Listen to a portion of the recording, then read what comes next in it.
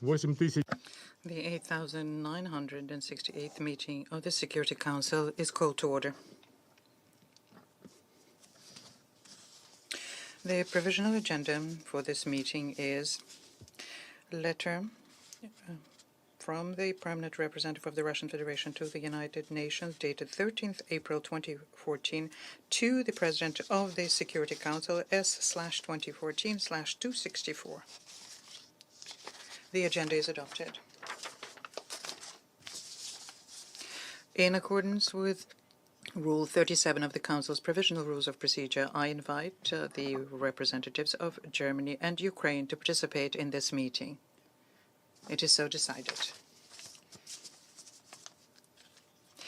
In accordance with Rule 39 of the Council's Provisional Rules of Procedure, I invite the following briefers to participate in this meeting. Ms. Rosemary DiCarlo, Undersecretary General for Political and Peacebuilding Affairs. His Excellency, Mr. Mikko Kinnunen, Special Representative of the OSCE Chairperson in office in Ukraine and in the Trilateral Contact Group. His Excellency, Mr. Yashar Halichevik, Chief Monitor of the OSCE Special Monitoring Mission in Ukraine, and Ms. Tatiana Montian, Ukrainian civil society activist. It is so decided.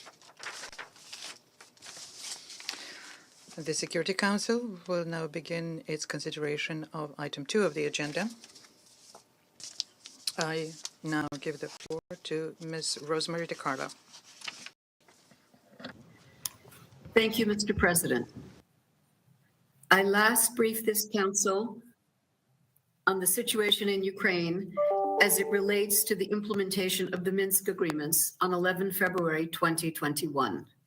At that time, I drew attention to the fragile security situation that prevailed despite the nominal ceasefire in place.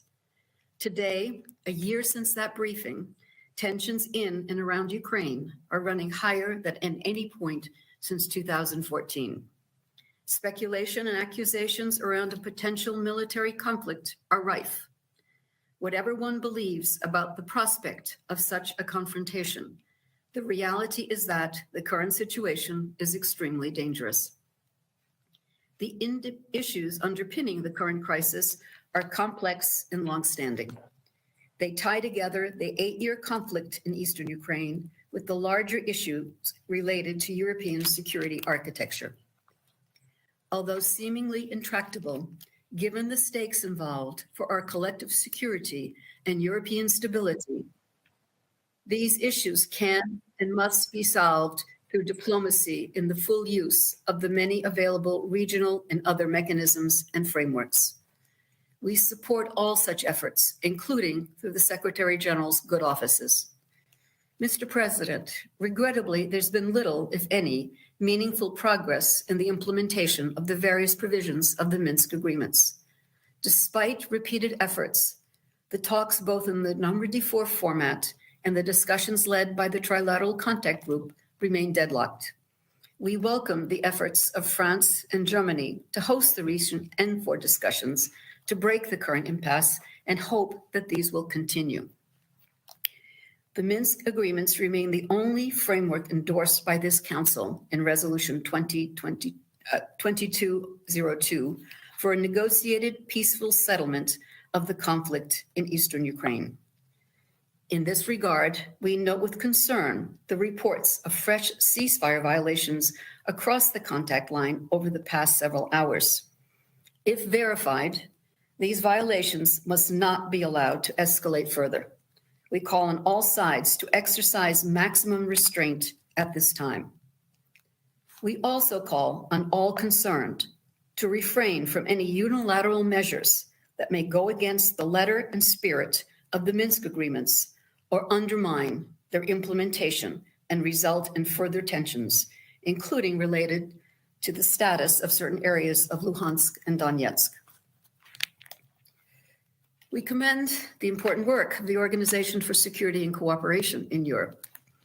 The Council will hear shortly from Ambassador Mikko Kinnunen, Special Representative of the OSCE's Chairperson in Office in Ukraine, and Ambassador Khalid Chevik, Chief Monitor of the OSCE's Special Monitoring Mission. It's essential that we support their work, particularly at this critical time.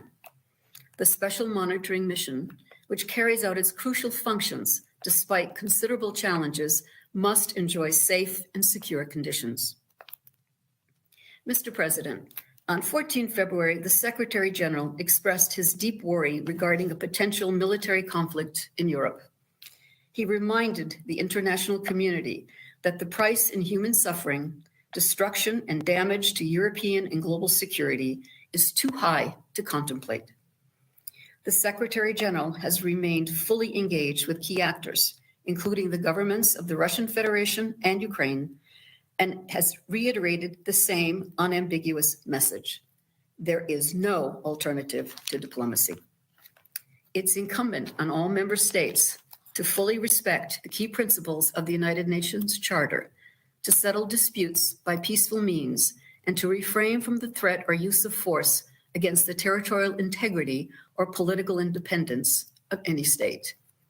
In this regard, let me restate the commitment of the United Nations to the sovereignty, independence, and territorial integrity of Ukraine within its internationally recognized borders, as called for in GA resolutions. The recent diplomatic contacts, including between heads of state, are welcome. But more needs to be done urgently, including tangible steps on the ground and an end to inflammatory rhetoric to diffuse tensions. Mr. President, as we have done throughout the 8 years of the conflict, the United Nations continues to stand with the people of Ukraine. The UN country team in Ukraine remains fully operational.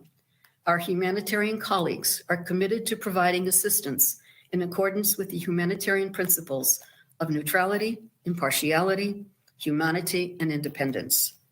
This includes, for example, 3 humanitarian convoys that delivered over 140 metric tons of life-saving assistance across the contact line since the start of 2022, benefiting thousands of people in need.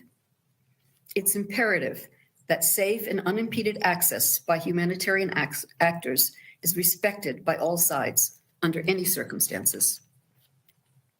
Amid the current tensions, we should not lose sight of the existing dire humanitarian needs impacting 2.9 million people, with the majority living in non-government controlled areas of eastern Ukraine.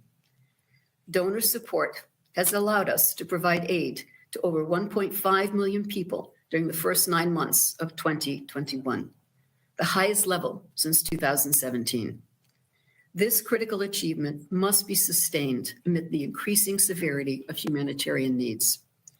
Early and adequate funding of the 190 million 2022 Humanitarian Response Plan is needed to continue to meet the urgent needs of 1.8 million vulnerable people, including over 1 million in government-controlled areas and 750,000 in non-government controlled areas. Mr. President, for the war-weary people of Donetsk and Luhansk oblasts, the impact of COVID-19 on top of the conflict has caused even more grave disruption and suffering. Millions of people who prior to the pandemic could still maintain family and community connectivity have been unable to travel freely across the contact line due to COVID-19 related restrictions. As a consequence of their increased isolation and abrupt loss of access to basic services and livelihoods, the needs of this already vulnerable population have been exacerbated. At the same time, the Office of the High Commissioner for Human Rights continues to document civilian casualties and the impact of hostilities, monitor freedom of movement, and receive and report on allegations of human rights violations. Despite the persistent tensions, last year saw the lowest number of civilian casualties documented by OHCHR since the beginning of the conflict. Overall adherence to the ceasefire has been an important factor in this trend.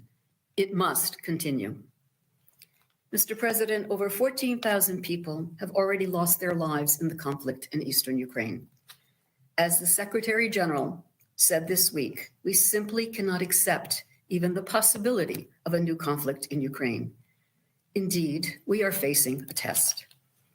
The world is looking to the collective security mechanisms in Europe, but also to this Council to help ease tensions and ensure that the only skirmishes will be diplomatic.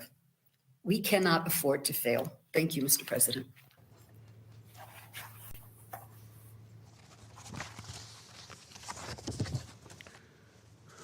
Yeah. I think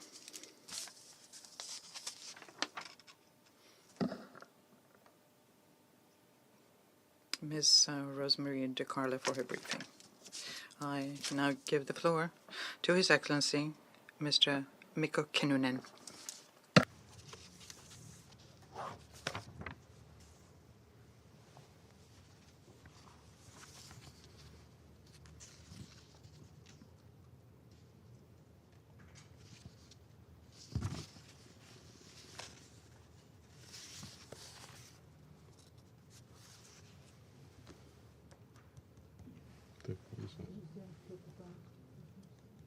The TCG supports implementation of the settlement provided by the Minsk agreements.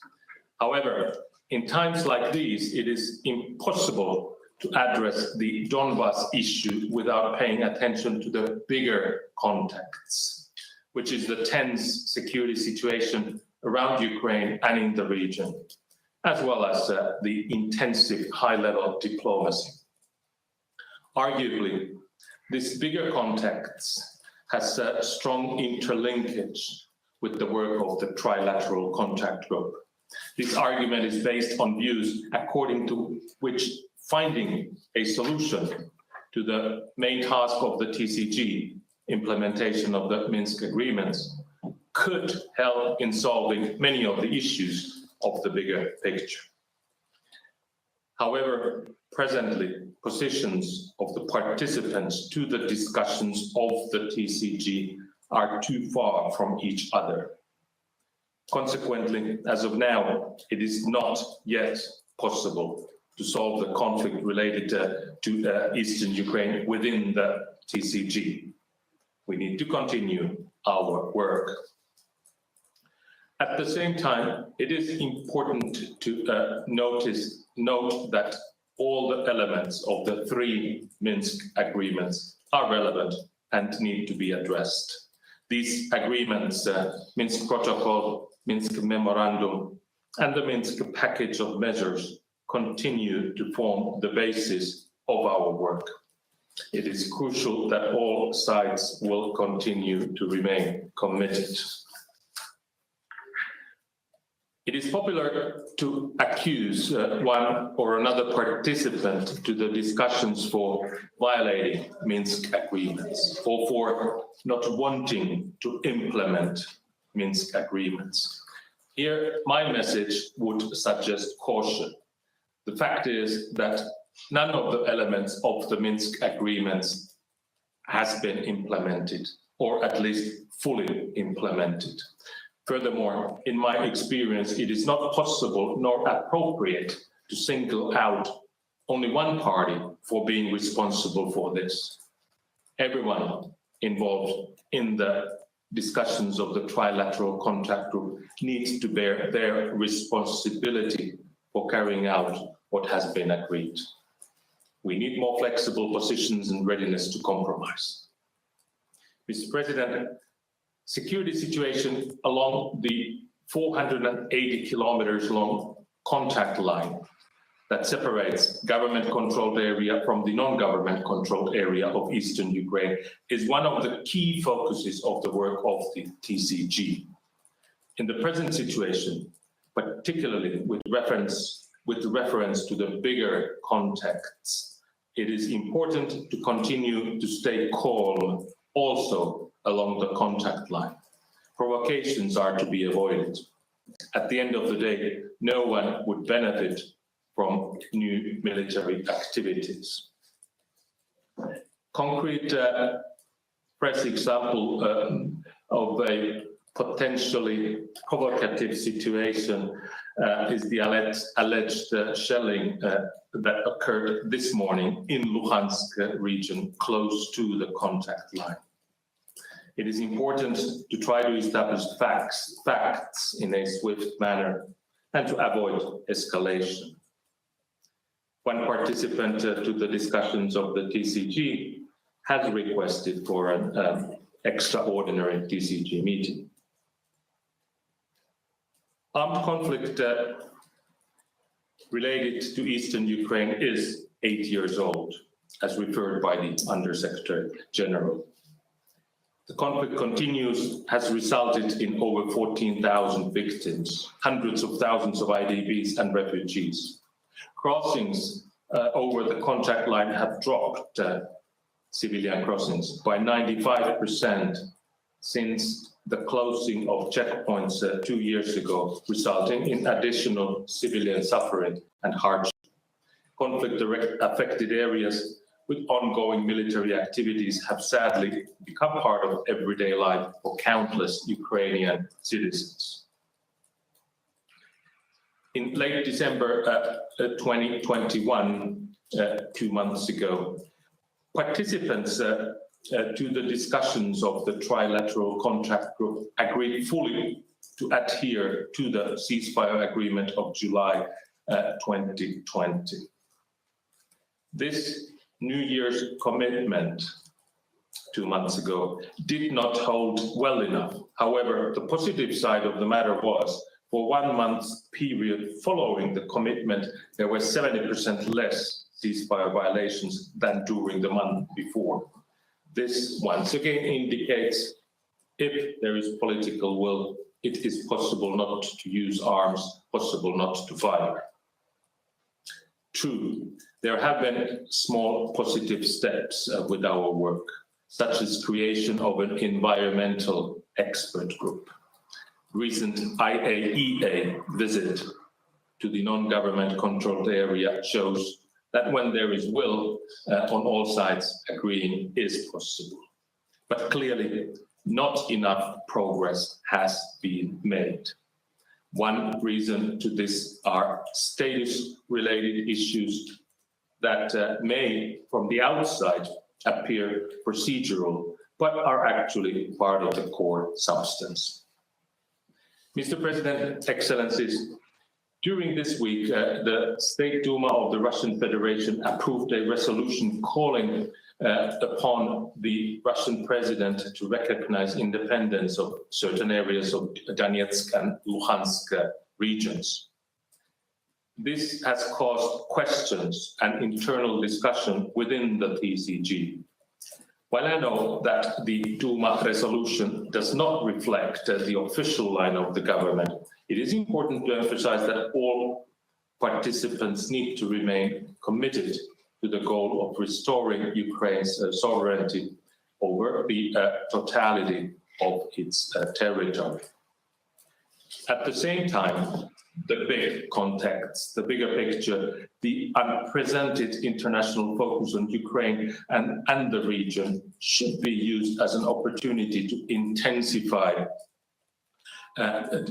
to unblock the work of the TCG.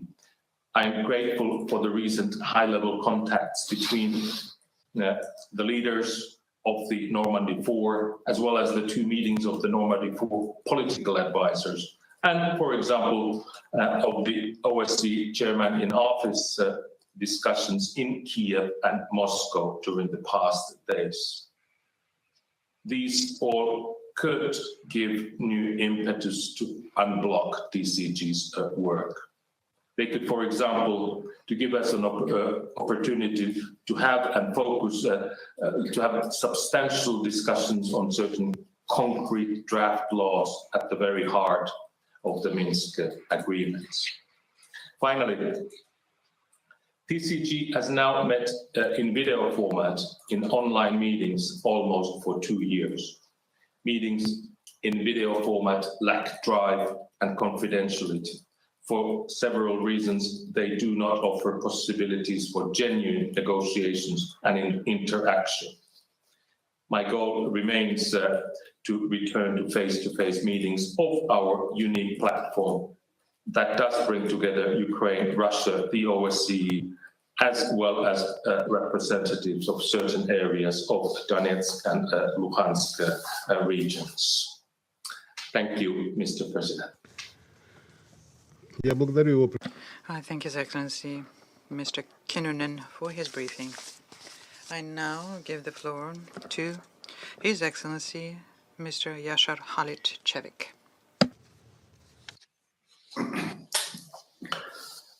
Thank you, Mr. President. Excellencies, I would like to thank you for the opportunity to brief this Council today. In my capacity as the Chief Monitor of the OSCE Special Monitoring Mission to Ukraine and as the Coordinator of the Working Group on Security Issues in the Trilateral Group, I will update you on key developments on the situation in eastern Ukraine during the past year. These include the security situation along the contact line, the impact of nearly 8 years of the conflict on civilians, and the SMM's increasingly challenging operational environment. The security situation remains fraught with tension. The gradual frame of the ceasefire I described to the Council last February has regrettably accelerated, and inevitably, civilians on both sides of the contact line continue to bear the burden of the tensions and resulting insecurity.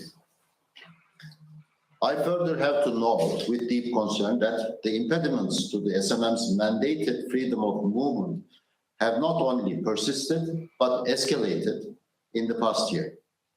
In times of heightened tensions in and around Ukraine, when the mission's impartial and objective reporting is vital, these restrictions are especially unacceptable since they limit the mission's capabilities.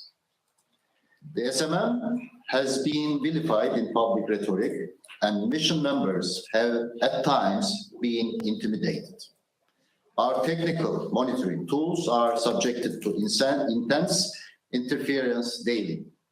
The mission suffered temporary blockades of operations in Donetsk region last October.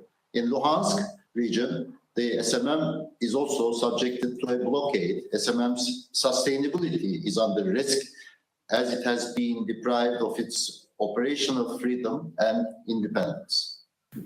In this context, I also wish to highlight my concern with the fact that the contact line remains exceedingly difficult to cross, both for SMM and civilians. It increasingly looks like and feels like a border, which it transects and divides families and communities and provision of services. Before elaborating on these developments, I wish to stress that in such challenging circumstances, the political will of the sides to strictly adhere to the ceasefire and reduce tensions is imperative. Silence along the contact line is of utmost importance for allowing space for negotiations. Abstaining from inflammatory public rhetoric is also essential. Mr. President, since I last briefed the esteemed Council, the overall security situation along the contact line in eastern Ukraine has remained volatile. After the unprecedented period of relative calm that followed the 22nd July 2020 Trilateral Contact Group Agreement on measures to strengthen the ceasefire throughout 2021, we saw a gradual but sustained increase in the level of armed violence. In 2021, between August and December in particular, the mission recorded high numbers of ceasefire violations, including increased use of heavy weapons that the sides had committed to withdraw, as well as their consequences in civilian casualties and damage to infrastructure. In November, the SMM recorded levels of kinetic activity, including the more destructive weapons, worryingly close to those recorded prior to July 22nd measures agreement. At the 22nd December 2021, TCG meeting, the participants expressed strong determination to uphold the ceasefire regime. The first month following that meeting saw a considerable decrease in the level of violence by some 60%. But tensions nevertheless remain high, fueled also by the wider discussions surrounding the security situation in and around Ukraine. Of serious concern is the fact that in 2021, the SMM recorded ceasefire violations in and near the three symbolically important pilot disengagement areas, including with the use of proscribed weapons. In Luhansk region, in particular, the wider Pervomaisk-Popasna-Zolote area consistently remained a hotspot. On 3 December, the SMM recorded a violent exchange of fire inside and near the Stanislav-Luhansk disengagement and crossing point. This was an especially dangerous situation as civilians in transit, including children, were put at risk. This was the first time since April 2020 that SMM recorded ceasefire violations inside this area. Importantly, there, the benefits of this engagement had been clearly demonstrated as it allowed for the reconstruction of the Stanislav-Luhansk bridge, one of the symbols of this conflict. I underline the significance of violence in these three areas as it provides insight into the side's will, or at times its absence, to adhere to their commitments. In this context, I also wish to share my deep concern over the side's holding of live fire exercises inside the security zone throughout 2021 and since the start of 2022. These ceasefire violations deserve our particular attention as they violate both the comprehensive ceasefire regime and the specific TCG decision of 3 March 2016, prohibiting the conduct of such exercises. Last month, they were approximately 10% of all ceasefire violations recorded by the SMM. Since the beginning of 2022, the mission is already recording, on average, twice as many ceasefire violations per day as it did over the same period in 2021, when the side's adherence to the ceasefire had already started fraying. As I noted, the increasing levels of violence with the use of heavy weapons inevitably led to a rise in the number of corroborated civilian casualties due to shelling and small arms fire. In 2021, the SMM corroborated more civilian casualties due to shelling and small arms fire, 48, than those caused by mines and other explosive objects. Nearly 60% of the corroborated civilian casualties as a result of shelling and small arms fire, as well as nearly 70% of all cases of damage to civilian objects and the infrastructure sites were recorded between October and November last year. Other violations of commitments undertaken by the sides have also continued. The SMM recorded new trench extensions and improvements to positions, the presence of heavy weapons and military-type positions in residential areas, and the increased use of non-SMM unmanned aerial vehicles. As a last point on this issue, it is worth mentioning that violations occur on either side of the contact line. Mr. President, regrettably, discussions in the working group on security issues have been at an impasse for the past year. In principle agreements reached in 2020 on 19 demining areas, an updated mine action plan, 4 new disengagement areas, and a draft addendum to clarify some aspects of the framework decision on disengagement have not been actioned. The security-related conclusions of the 2019 Normandy 4 Paris Summit require new political impetus to be translated into tangible progress. Since April 2021, participants have been discussing a draft addendum to the 22nd July measures agreement, but common ground has yet to be found. As I underlined last year, such mechanism would facilitate De-escalation addressed the persistent issue of impunity and contribute to building confidence on the ground. It will demonstrate the sides' political will to act in line with their commitments. Mr. President, I wish to underline that the communities along the contact line are deeply traumatized by living in constant danger and uncertainty. I already mentioned the 48 casualties caused by small arms fire or shelling. In 2021, the SMM corroborated another 43 cases of people injured or killed by mines, unexploded ordnance, and other explosive devices. It is imperative that the sides do their utmost to mitigate these constant threats, even unilaterally, in parallel with the negotiations on overall solutions. Mr. President, the challenges of the ongoing pandemic have also endured and continue to make daily life even more challenging for civilians on both sides of the contact line. The past year saw no improvement in civilians' freedom of movement between the government and non-government controlled areas of Ukraine. Crossing the contact line remains limited to 2 of the 5 existing crossing points. Only the pedestrian crossing at Luhansk bridge is accessible on a daily basis. There has been no progress in opening of the 2 new crossings at Zolote and Shastia, even though in principle agreement on their opening was reached in July 2020. Even as some of the pandemic-related restrictions were eased last year, official data shows that crossings in 2021 remain a mere 5% of the pre-pandemic levels.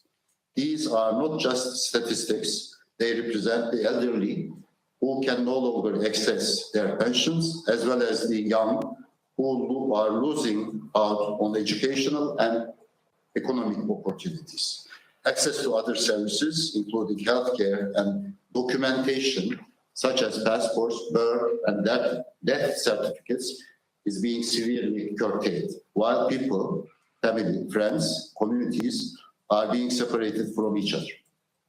Estrangement between communities spanning the contact line should not become entrenched. The needs and the rights of civilians should take precedence. Both existing and new crossing points should be fully opened and all restrictions on both sides of the contact line lifted without delay. In these challenging circumstances, it is also vital that critical infrastructure that civilians depend on for their basic needs remain operational and protected from the impact of armed violence. Last year, the SMM continued facilitating and monitoring repairs to gas, water, and electricity infrastructure objects, benefiting millions of civilians on both sides of the contact line. Regrettably, since February 2021, and especially in the wake of an incident inside the disengagement area near Zolote in October, the process of exchanging security guarantees among the sides has been at an impasse, particularly in Luhansk region. I would like to underline that the exchange of security guarantees, which are essential for conducting vital repairs, had previously not been linked to increased tensions on the ground. This process should not be politicized as it is done now.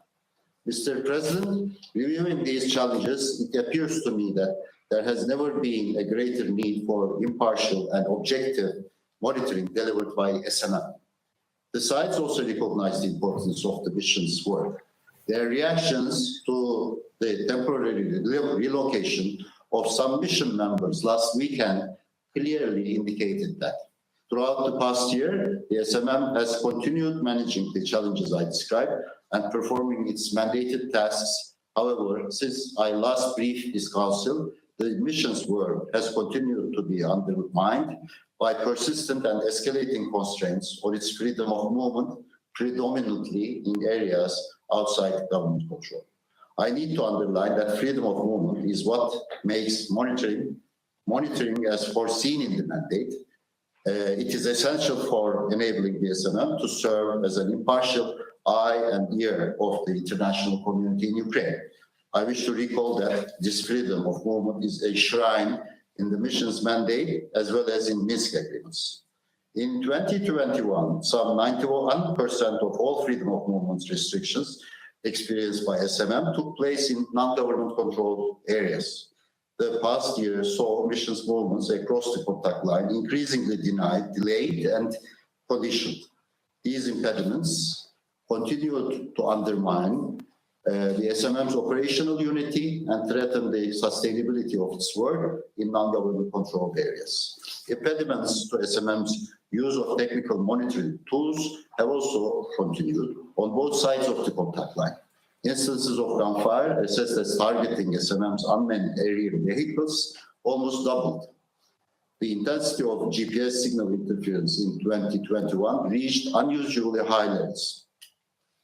The degradation of our aerial environment in 2021 particularly affected the SMM's long-range waveways. This platform is the only one that can monitor the full length of the contact line and the areas near the border outside government control 24/7 basis. However, over 80% of the flights encountered interference.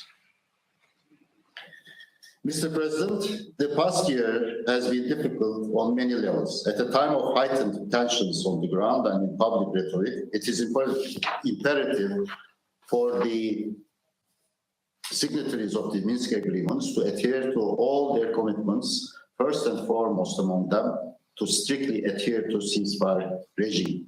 Political impasse and increased violence reinforce one another.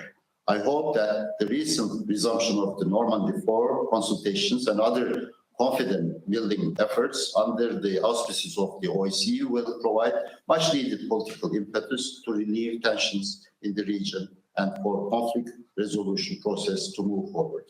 The restoration of SMM's freedom of movement is meanwhile paramount in order that the mission can do its job. The SMM should be actively supported by the sides in installing new cameras and opening long-planned forward patrol bases. The SMM should again be able to cross the contact line without arbitrary condition and denials. Its unimpeded and unconditional access through the contact line, especially in Luhansk region, must be restored without delay. Attempts to vilify the mission by public accusing it of bias should also come to an end. The impasse in exchange of security guarantees among the sides also requires urgent resolution all along the contact line. The capacity on the ground exists, the will to use it needs to be strengthened and be guided solely by the needs of the long-suffering civilians. The SMM remains available to facilitate constructive efforts in this regard.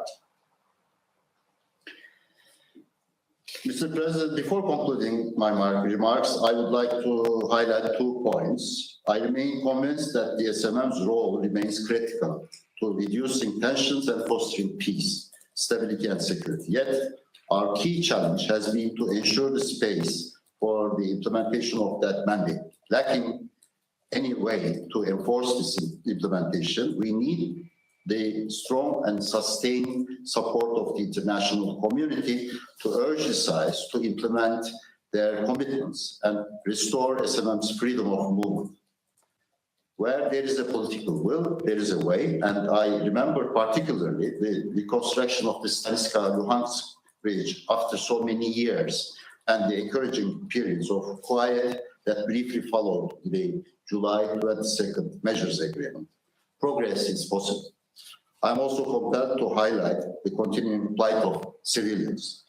I have described the death and injury caused by continued exchanges of fire and by mines. However, allow me to also note that with the contact line nearly completely sealed for 2 years already, people-to-people contacts have been greatly disrupted and communities, even families, have been divided due to no fault of their own. This is taking place against the background of other developments that are further deepening the divide between people living on both sides of the contact line. The political challenges of this 8-year conflict should not eclipse the human cost. I implore the signatories of the Minsk agreements to be mindful of these costs and redouble their efforts. I also urge the members of this venerable council to work with the sides and support their efforts to that end. If you allow me, Mr. President, I would also like to give some information about the developments of today's morning hours.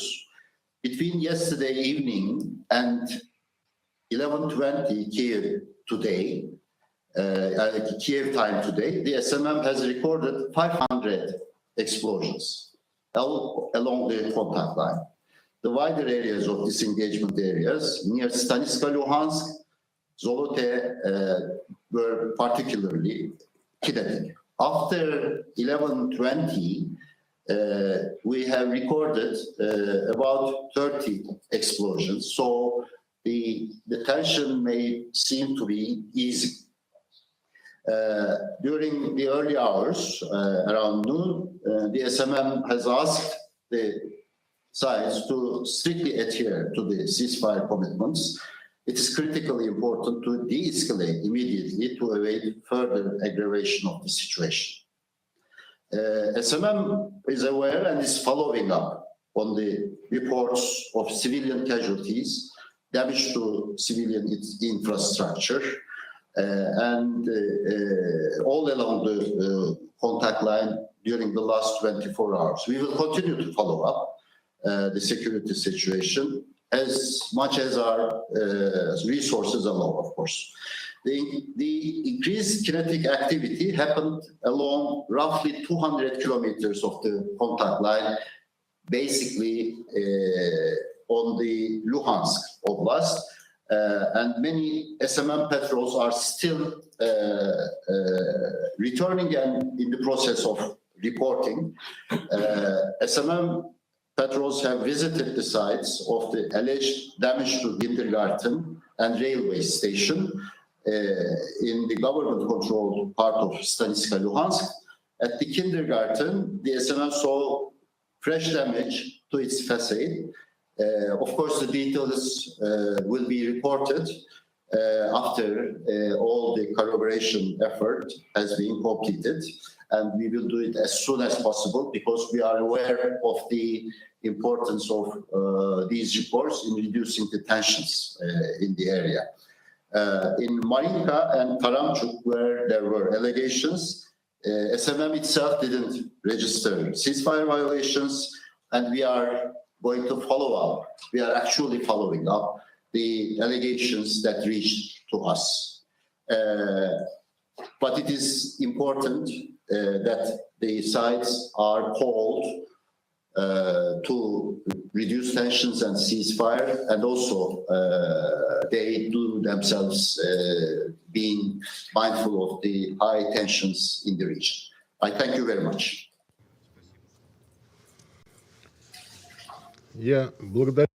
I thank His Excellency Mr. Chevik for his briefing. I now give the floor to Ms. Tetiana Montian.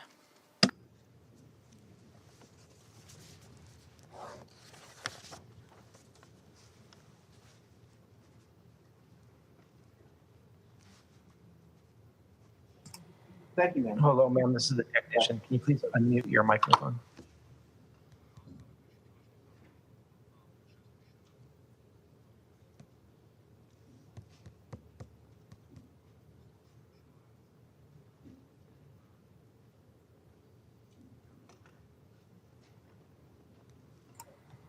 Ma'am, your microphone is still muted. Please unmute your microphone.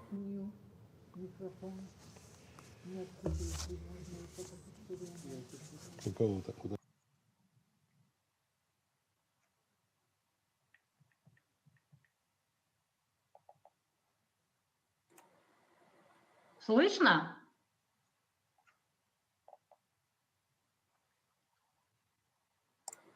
We can hear Теперь you now. слышно, да?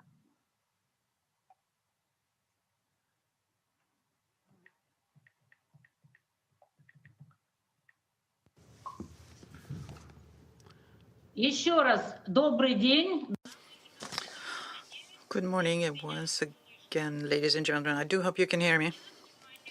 I listened very carefully to everything that was said by the speakers before me, and I would like to say to you this. I am completely certain that you all know very well that never, ever, ever the authorities in Kiev had the intention of implementing either the first package of Minsk agreements and much less so the second Minsk agreements. This is simply a pause to be able to say, yes, we're going to implement that. In the meantime, we'll receive weapons from NATO, our armed forces will become stronger, and we do hope that in some time later we will be able to get back the rebellious republics by force. It's not only they do not want to talk to the republics, and this was said by Zelensky directly just now. He said that he sees no reason to have dialogue with Donetsk and Luhansk.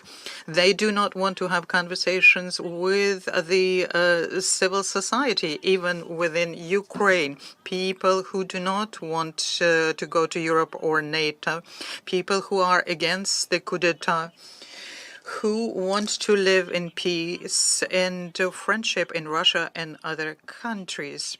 These people, not only are they not represented within Ukrainian politics at all, they are being criminally prosecuted. I'm a criminal lawyer. Ruslan Kataba simply posted a video on YouTube saying that he is in favor of peace and against war in Donbass. And he has been trial since 2015, and the accusation is high treason. I went to Donbass personally to visit one of the commanders, now dead, Mr. Moscovoy, so as to take a detainee back. And I saw a huge number of people whose only fault is that they're against Maidan, against coup d'etat, against NATO and Europe. And you now want to tell me that those people who sit in judgment over other peoples because they have placed a like in social networks, people who closed all opposition channels, who are prosecuting all opposition politics, that these people are going to hold conversation with Donetsk and Luhansk. It is very clear that this is in principle a possibility. This is a matter and antimatter. They annihilate each other. So what is the problem? What was the difficulty to provide a special status in the past 5 years? They are not going to do that because any different thinking in Ukraine is being squashed. People who are in Ukraine against Maidan, against a coup d'etat, against war, the enemies of the people. They have no right to take the floors anywhere at all. They have no political parties. They have no civil society associations. They have no right to speak in their country. They don't have that right at all. And of course, even after that, how can you ask that Kiev be talking to Lugansk and Donetsk? I am sure you understand that this will never, ever, ever happen. One of the previous speakers said, well, that I regret that despite the efforts of Germany and France, the Kiev regime does not want to implement the Kiev agreements. I'm certain that the West allows the Kiev regime to non-implement. If this were not the case, all of the Minsk agreements would have been implemented a long time ago. Please do not say that Kiev is an independent entity here, that Ukraine is independent. It is a colony of a collective West, where everything is decided by the people who came in from the outside, who organized the Maidan and the coup d'etat and plunged my country into slavery. And these are the same people stand in the way of implementing the Minsk agreement.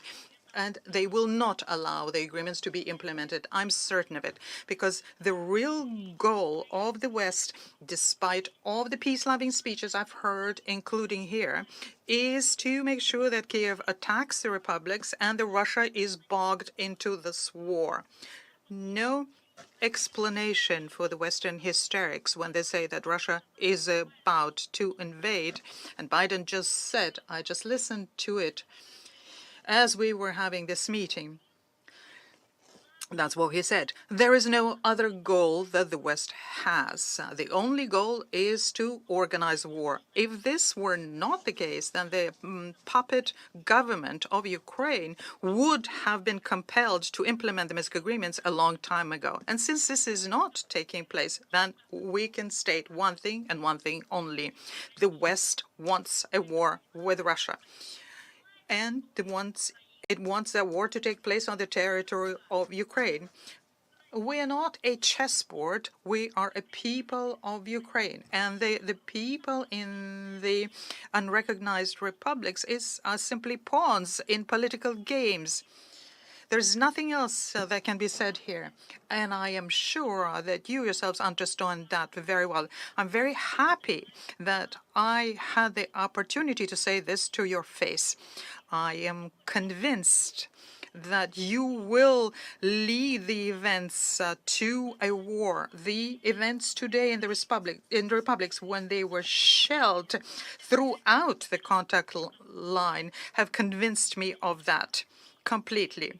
Ukraine, the Kiev regime, for almost 8 years have been shelling about 100,000 people using heavy artillery. OSCE have the moniker of blind observers in the territories react to this not at all.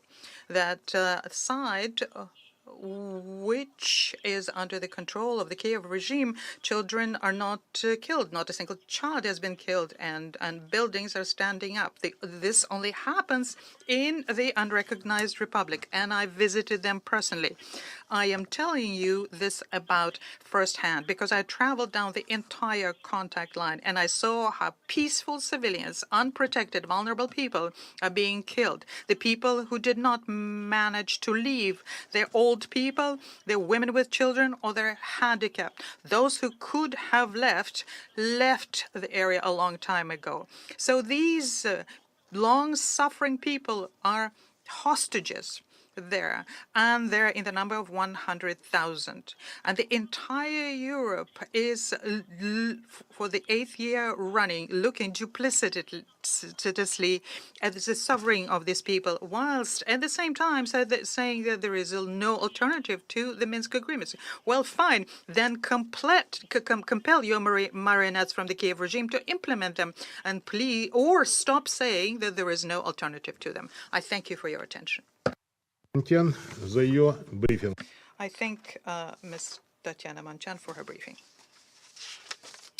I will now make a statement in my capacity as Deputy Minister for Foreign Affairs of the Russian Federation.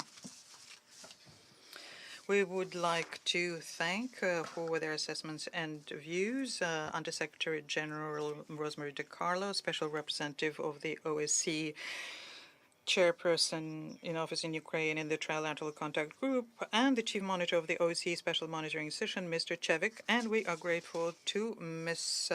Tatiana Manchan for her valuable information firsthand about how the Security Council decisions on implementing inter-Ukrainian conflict are being implemented in practice. The date of the meeting today is not random. This is a day when 7 years ago the Security Council of the United Nations passed Resolution 2202, and it unanimously adopted the package of measures for the implementation of the Minsk Agreement as the only international legal basis to settle the civil conflict in the east of Ukraine. And that is why the main goal for the meeting today we see in reaffirming by the Security Council of the fact that there is no alternative to this momentous for Ukraine document. Unfortunately, 7 years down the road, we are increasingly thinking that the implementation of the Minsk agreements is not something that's in the plans of our Ukrainian neighbors. They're stating that openly now. Let me give you some examples. As recently as yesterday, the Vice Prime Minister of Ukraine, Irina Vereshchuk, stated that there will be no new laws on the special status of Donbass, so no direct agreements. And this took place after Zelensky had a meeting with Chancellor Scholz. She also acknowledged that there is no pressure exerted by West on them to implement the Minsk agreements. On the 4th of February, there was an interview by the Ukrainian channel 1+1 by the Minister of Foreign Affairs, Kuleba. He said that the Minsk agreement cannot be implemented on Russian terms, and in those terms he thinks there's a direct dialogue between Ukraine and Donbass, despite the fact that this is clearly stated in the package of measures. This same idea was expressed by the head of Ukrainian presidential administration, Yermak, at the recent meeting in Normandy. Earlier, on the 2nd of February, Mr. Kuleba said that no Ukrainian region will have a veto right on the state decision. This is cast in stone, so there will be no special status, as Russia says, no veto.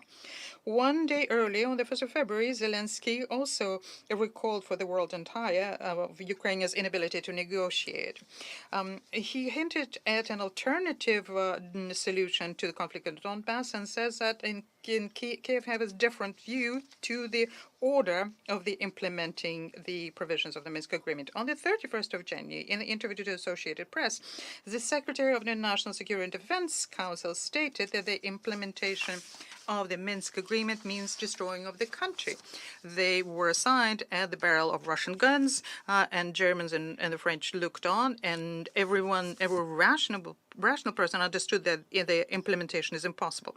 Ukrainian politics are trying to implant the opinion in the West that the Minsk agreements are against the national interest of Ukraine. But if the goal of building peace on their own land is part of the national interest of Ukraine, well, such statements are out of place. Another excuse that we hear here is that Russia is not implementing some of its obligations in the Minsk agreements. And it is very possible that this is something that we'll also hear today. At the same time, it's obvious that there are absolutely no grounds for that because there is no mention of Russia in the text of in the Minsk agreements. Let me just give you one opinion on this, not by anyone, but by a judge from the Constitutional Court of Ukraine. He very recently proposed opening criminal prosecution against those who participated in the working out of Minsk agreements, Leonid Kuchma and Petro Poroshenko. And the reason, he says, and I quote, Minsk provides for 20 obligations placed on Ukraine, 6 on OSCE, 2 on Donbass, and not a single one for Russia. End of quote. Colleagues, please allow me to, yet once again, very briefly, recall the contents of the document we're discussing at this meeting of ours. Let me list it item by item, and the order in which they are to be implemented is very clearly stated. It cannot be changed. First, ceasefire. Second, withdrawal of weapons. 3, OSCE monitoring. 4, launching a dialogue between Kiev and Donbass. 5, amnesty. 6, exchange of detainees. 7, humanitarian access.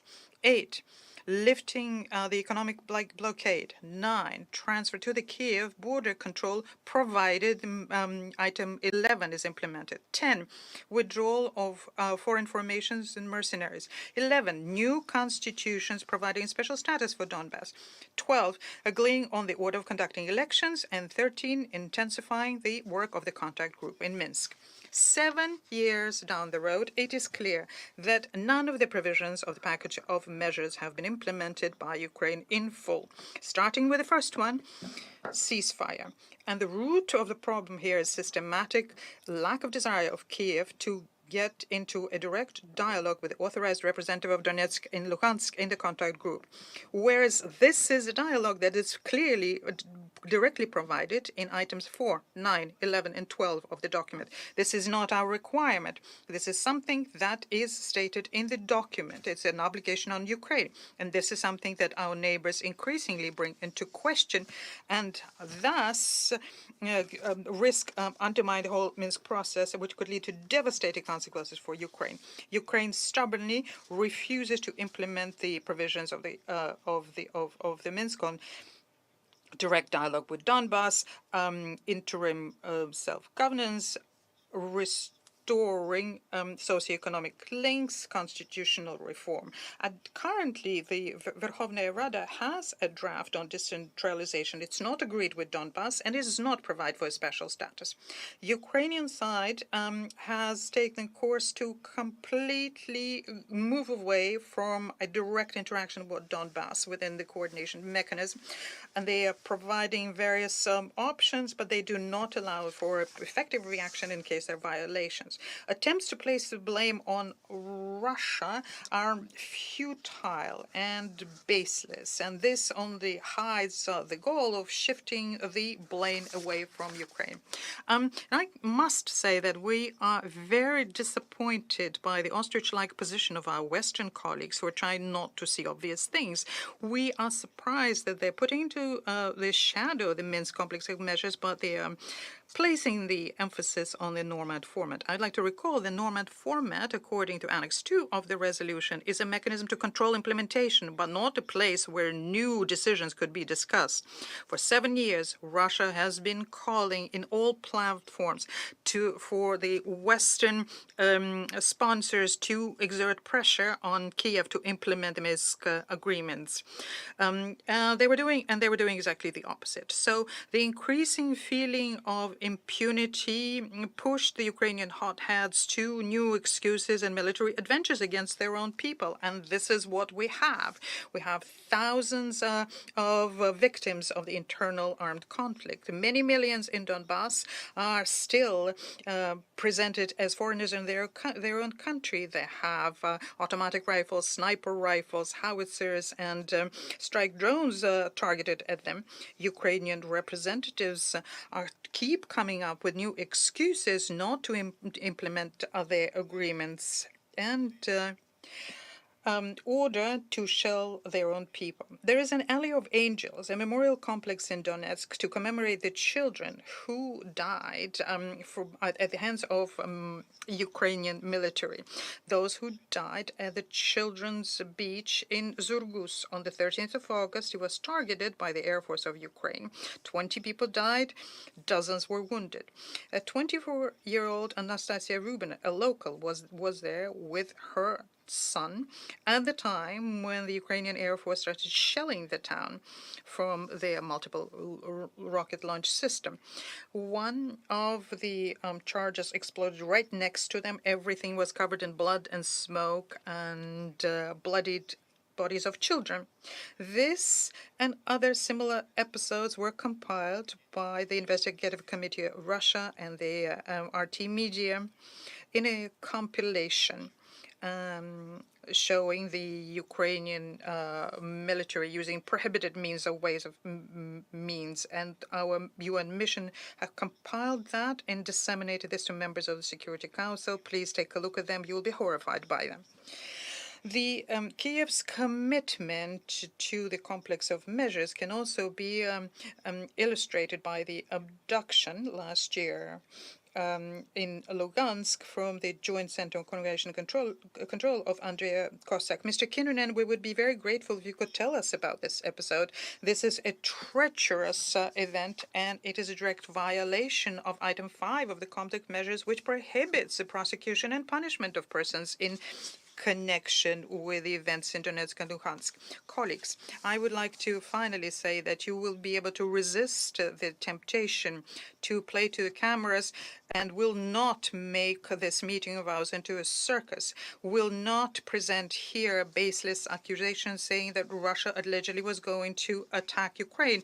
I think we've had enough speculation on that, including the Security Council meeting on the 31st of January convened by the United States. We have long ago clarified everything and explained everything, and the announced date of the so-called invasion is behind us, so therefore my advice to you is not present yourself in an awkward situation. I thank you for your attention. And now I resume my function as President of the Council, and I now give the floor to His Excellency Mr. Anthony Blinken, Secretary of State of the United States of America. Mr. President, this Council was convened today to discuss the implementation of the Minsk agreements, a goal that we all share, despite Russia's persistent violations. These agreements, which were negotiated in 2014 and 2015 and signed by Russia, remain the basis for the peace process to resolve the conflict in eastern Ukraine. This Council's primary responsibility, the very reason for its creation, is the preservation of peace and security. As we meet today, the most immediate threat to peace and security is Russia's looming aggression against Ukraine. The stakes go far beyond Ukraine. This is a moment of peril for the lives and safety of millions of people, as well as for the foundation of the United Nations Charter and the rules-based international order that preserves stability worldwide. This crisis directly affects every member of this Council and every country in the world. Because the basic principles that sustain peace and security, principles that were enshrined in the wake of 2 world wars and a Cold War, are under threat. The principle that one country cannot change the borders of another by force. The principle that one country cannot dictate another's choices or policies or with whom it will associate. The principle of national sovereignty. This is the exact kind of crisis that the United Nations, and specifically this Security Council, was created to prevent. We must address what Russia is doing right now to Ukraine. Over the past months, without provocation or justification, Russia has amassed more than 150,000 troops around Ukraine's borders, in Russia, Belarus, occupied Crimea. Russia says it's drawing down those forces. We do not see that happening on the ground. Our information indicates clearly that these forces, including ground troops, aircraft, ships, are preparing to launch an attack against Ukraine in the coming days. We don't know precisely how things will play out, but here's what the world can expect to see unfold. In fact, it's unfolding right now, today, as Russia takes steps down the path to war and reissued the threat of military action. First, Russia plans to manufacture a pretext for its attack. This could be a violent event that Russia will blame on Ukraine, or an outrageous accusation that Russia will level against the Ukrainian government. We don't know exactly the form it will take. It could be a fabricated so-called terrorist bombing inside Russia, the invented discovery of a mass grave, a staged drone strike against civilians, or a fake, even a real, attack using chemical weapons. Russia may describe this event as ethnic cleansing or a genocide, making a mockery of a concept that we in this chamber do not take lightly, nor do I take lightly, based on my family history. In the past few days, Russian media has already begun to spread some of these false alarms and claims to maximize public outrage, to lay the groundwork for an invented justification for war. Today, that drumbeat is only intensified in Russia's state-controlled media. We've heard some of these basic allegations from Russian-backed speakers here today. Second, in response to this manufactured provocation, the highest levels of the Russian government may theatrically convene emergency meetings to address the so-called crisis. The government will issue proclamations declaring that Russia must respond to defend Russian citizens or ethnic Russians in Ukraine. Next, the attack is planned to begin. Russian missiles and bombs will drop across Ukraine. Communications will be jammed. Cyber attacks will shut down key Ukrainian institutions.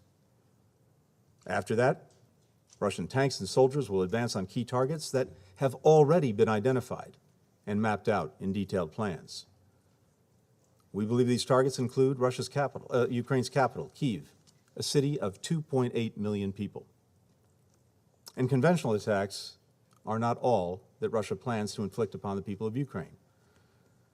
We have information that indicates Russia will target specific groups of Ukrainians.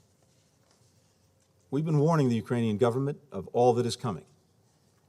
And here today, we are laying it out in great detail with the hope that by sharing what we know with the world, we can influence Russia to abandon the path of war and choose a different path while there's still time. Now, I'm mindful that some have called into question our information, recalling previous instances where intelligence ultimately did not bear out. But let me be clear. I am here today not to start a war, but to prevent one. The information I presented here is validated by what we've seen unfolding in plain sight before our eyes for months. And remember that while Russia has repeatedly derided our warnings and alarms as melodrama and nonsense, they have been steadily amassing more than 150,000 troops on Ukraine's borders, as well as the capabilities to conduct a massive military assault. It isn't just us seeing this. Allies and partners see the same thing. And Russia hasn't only been hearing from us. The international chorus has grown louder and louder. If Russia doesn't invade Ukraine, then we will be relieved that Russia changed course and proved our predictions wrong. That would be a far better outcome than the course we're currently on. And we'll gladly accept any criticism that anyone directs at us. As President Biden said, this would be a war of choice. And if Russia makes that choice, we've been clear, along with allies and partners, that our response will be sharp and decisive. President Biden reiterated that forcefully earlier this week. There's another choice Russia can still make if there's any truth to its claim that it's committed to diplomacy. Diplomacy is the only responsible way to resolve this crisis. An essential part of this is through implementation of the Minsk agreements, the subject of our session today. There are a series of commitments that Russia and Ukraine made under Minsk, with the OSCE and the Normandy format partners involved as well. If Russia is prepared to sit with the Ukrainian government and work through the process of implementing these commitments, our friends in France and Germany stand ready to convene senior-level discussions in the Normandy format to settle these issues. Ukraine is ready for this, and we stand fully ready to support the parties. Progress toward resolving the Donbass crisis through the Minsk agreements can reinforce the broader discussions on security issues that we're prepared to engage in with Russia, in coordination with our allies and partners. More than 3 weeks ago, we provided Russia with a paper that detailed concrete reciprocal steps that we can take in the near term to address our respective concerns and advance the collective security interests of Russia, the United States, and our European partners and allies. This morning, we received a response, which we're evaluating. Earlier today, I sent a letter to Russia's Foreign Minister, Sergei Lavrov, proposing that we meet next week in Europe, following on our talks in recent weeks, to discuss the steps that we can take to resolve this crisis without conflict. We're also proposing meetings of the NATO-Russia Council and the OSCE Permanent Council. These meetings can pave the way for a summit of key leaders in the context of de-escalation to reach understandings on our mutual security concerns. As lead diplomats for our nations, we have a responsibility to make every effort for diplomacy to succeed, to leave no diplomatic stone unturned. If Russia's committed to diplomacy, we're presenting every opportunity for it to demonstrate that commitment. I have no doubt that the response to my remarks here today will be more dismissals from the Russian government about the United States stoking hysteria or that it has no plans to invade Ukraine. So let me make this simple. The Russian government can announce today, with no qualification, equivocation, or deflection, that Russia will not invade Ukraine. State it clearly, state it plainly to the world, and then demonstrate it by sending your troops, your tanks, your planes back to their barracks and hangars, and sending your diplomats to the negotiating table. In the coming days, the world will remember that commitment, or the refusal to make it. I yield the floor.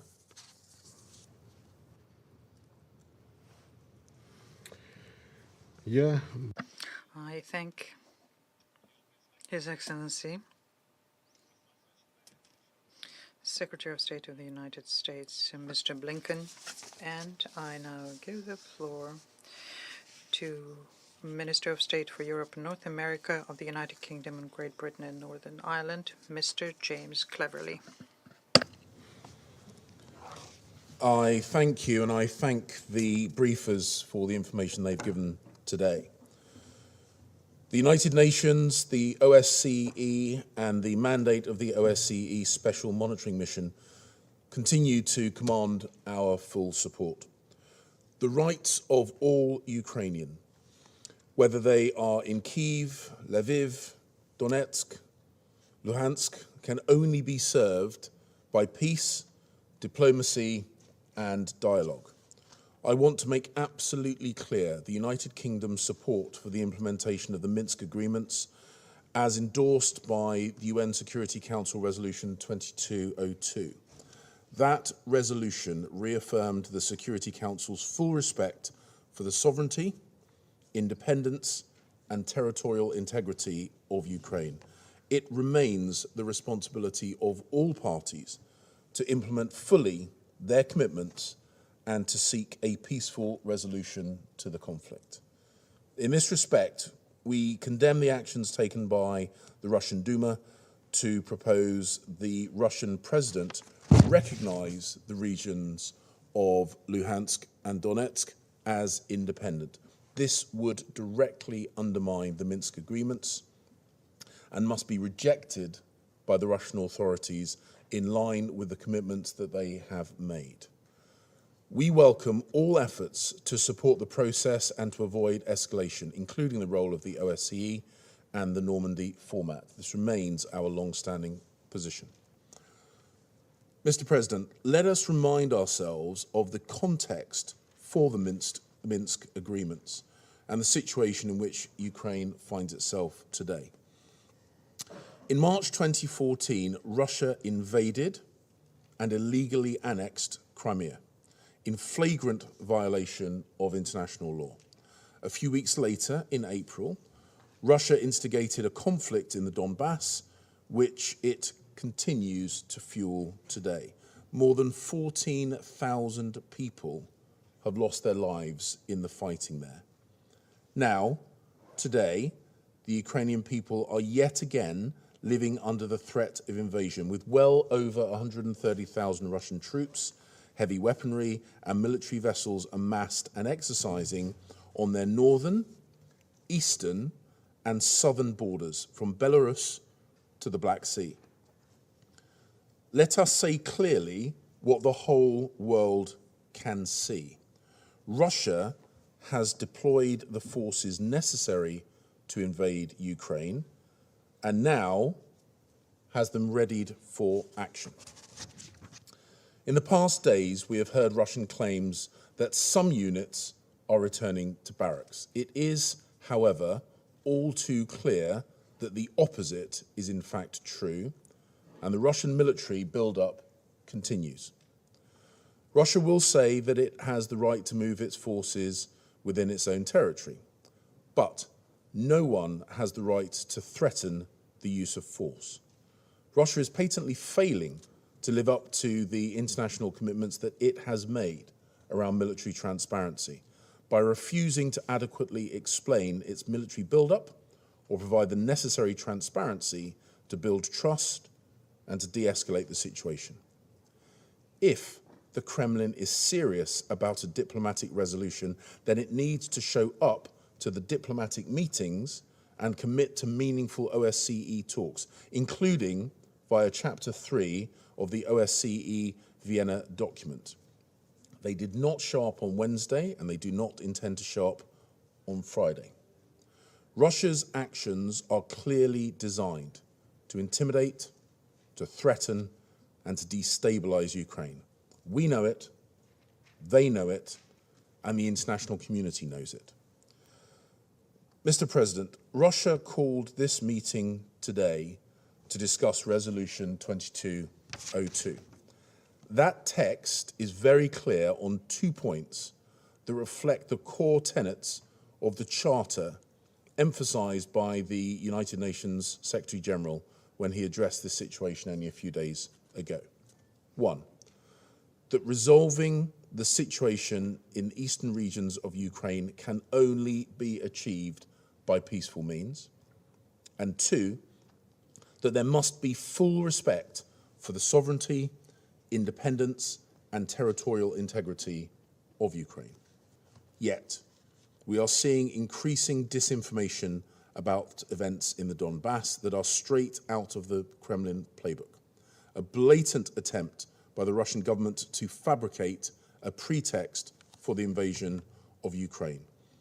It is therefore clear that we are at a critical juncture to prevent further escalation. Upholding the core tenets of the Charter in respect of peaceful resolution and respecting sovereignty and territorial integrity has never been more important.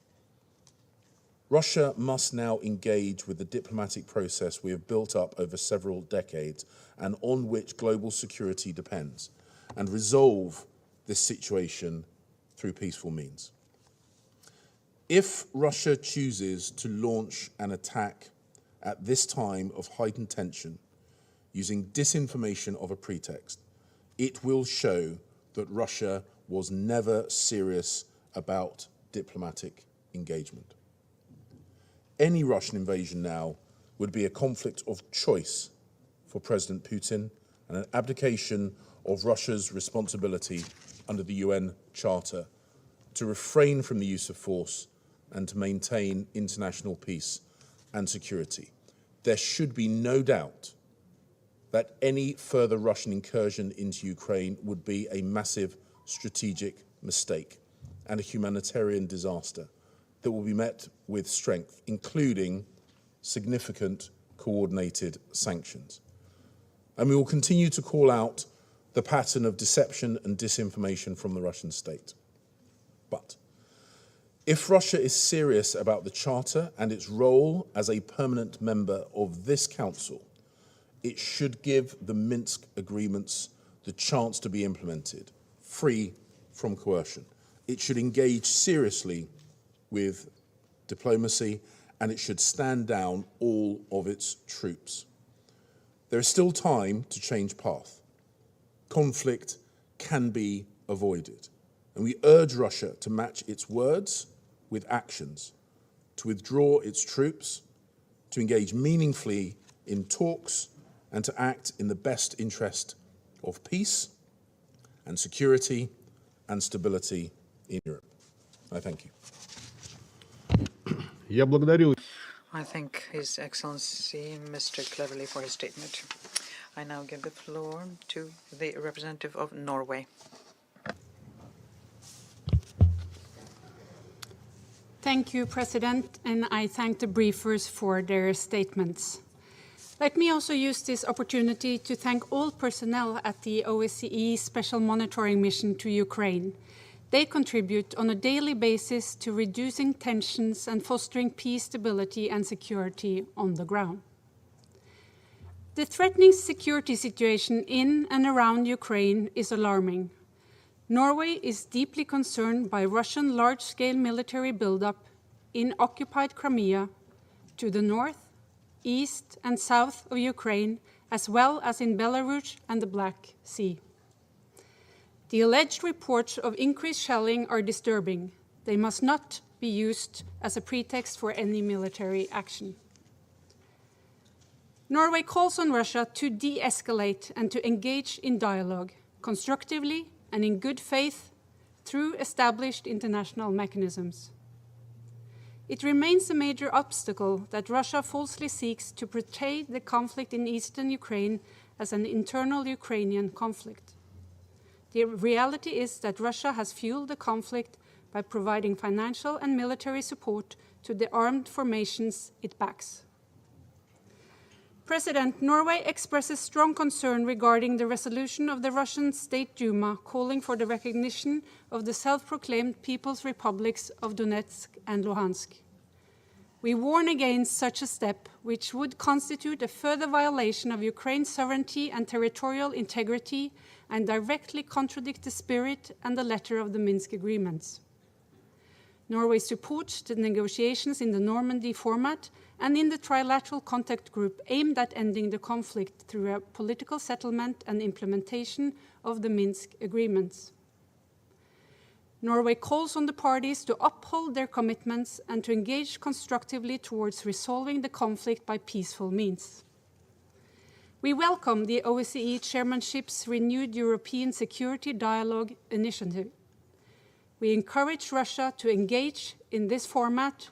We also urge Russia to respect its commitments under the Vienna document and contribute to a constructive dialogue and exchange under Chapter 3. Norway upholds a European security order based on international law and national sovereignty and territorial integrity. These principles have repeatedly been invoked by Russia in Council discussions. Norway calls on Russia to respect these principles when it comes to Ukraine. President, through threatening posture and rhetoric and unrealistic demands, Russia is challenging European security. Every country has the right to freely choose its security alignment. We cannot allow the established security architecture to be replaced by spheres of influence. We're concerned that the ceasefire in Donbass from July 2020 has become increasingly fragile.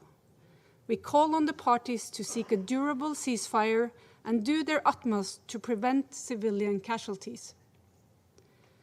The humanitarian situation is severe after 8 years of conflict. Civilians are increasingly losing access to essential life-saving services as civilian infrastructure is damaged and destroyed. Any escalation of the conflict would lead to devastating humanitarian consequences.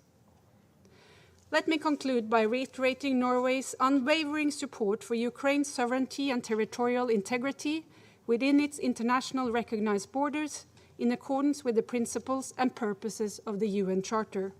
This includes the Crimean Peninsula and its territorial waters. I thank you. I thank the representative of Norway for her statement. I now give the floor to the representative of Brazil.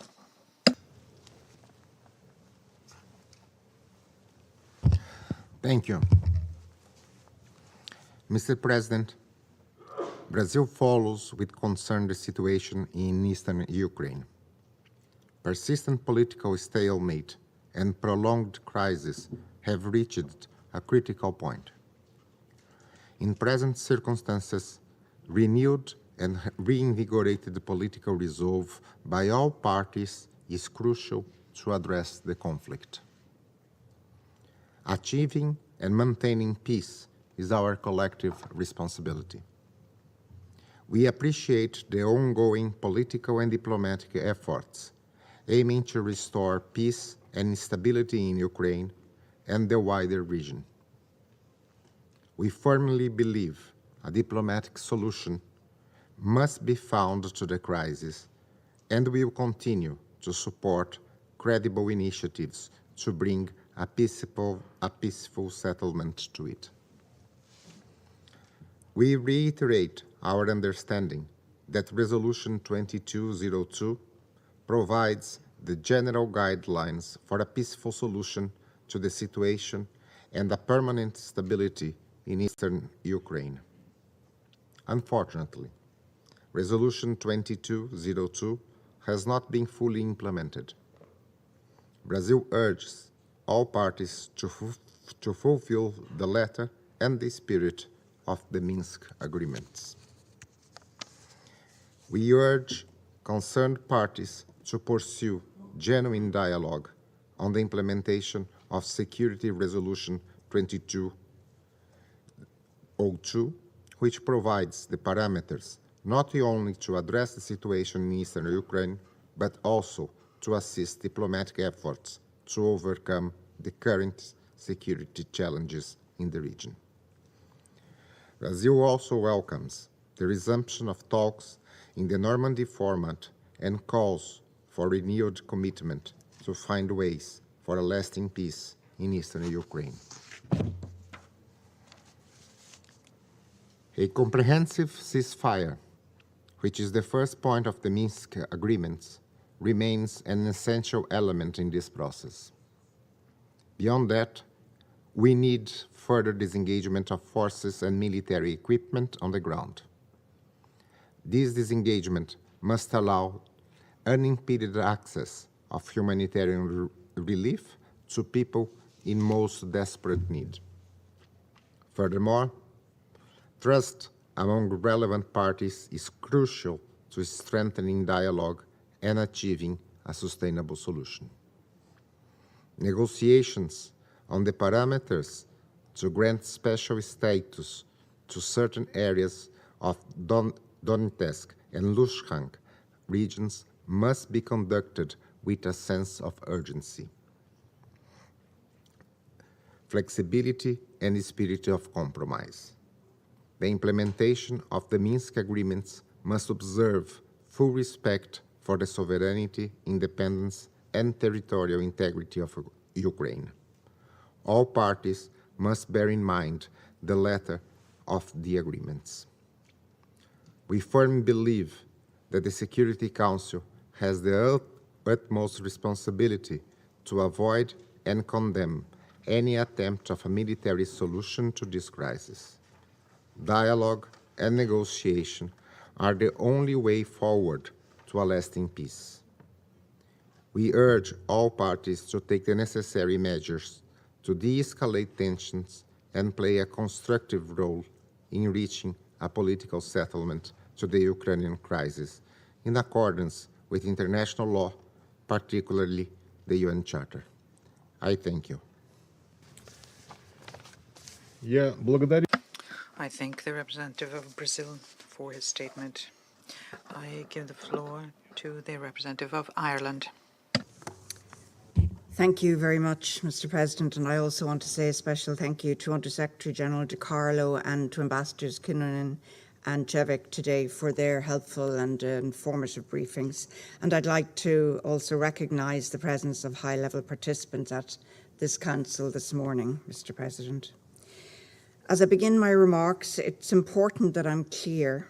Ireland is a steadfast and consistent supporter of Ukraine's sovereignty and territorial integrity within its internationally recognised borders. Ireland believes in and is fully committed to the core principles enshrined in the UN Charter. These include the sovereign equality and territorial integrity of states. Ukraine has the same fundamental right as every other sovereign and independent state to choose its own foreign policy and to ensure the security and defence of its territory. That is a right we hold to be self-evident. It's a right that Ireland struggled to obtain. As Russia's military build-up at Ukraine's border continues to raise tensions, Ireland again calls for calm, de-escalation and the pursuit of diplomacy. We need to see sustained and credible moves on the ground toward de-escalation. Genuine de-escalation will imply a significant withdrawal of both troops and equipment. We commend all who are engaged in dialogue, including through the Normandy format and Poland as OSCE Chair in Office, for launching a renewed European security dialogue. We support urgent, constructive and resolute engagement through all diplomatic channels. President, the full implementation of Minsk peace agreements and the related conflict resolution efforts in the Normandy format and trilateral contact group are important priorities for us. There is no doubt that we are now at a sensitive moment. Today, we call on all parties to act constructively within both formats. In this regard, we deeply regret the decision of the Russian State Duma to submit a call to recognize as independent entities the non-government controlled areas in the Donetsk and Luhansk oblasts of Ukraine. This would be a clear violation of the Minsk agreements. We are also concerned at reports of alleged shelling today in eastern Ukraine, as mentioned by Special Representative Kinnunen, which would also be a violation of the Minsk agreements.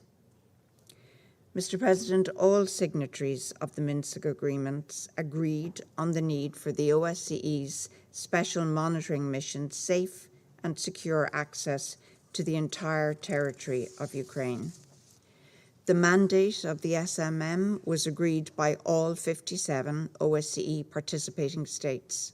We therefore remain very concerned at the continuing restrictions imposed on the SMM's freedom of movement. We also regret that SMM equipment has been damaged or interfered with. I want to express our deep regret at the decision by the Russian Federation to refuse to extend the mandate of the Border Observer Mission to monitor the border crossings. We commend the tireless efforts of Ambassadors Kinnunen and Cevic in the Trilateral Contact Group. We see the agreement reached by the group at the end of last year on adherence to the July 2020 ceasefire as an important achievement and a sign that there can be progress if there is genuine political will.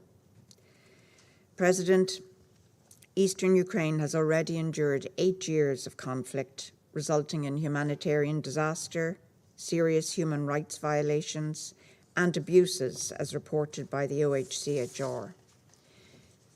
Just as we know that further conflict is not inevitable, we know too that wherever conflict occurs, it is civilians who bear the brunt.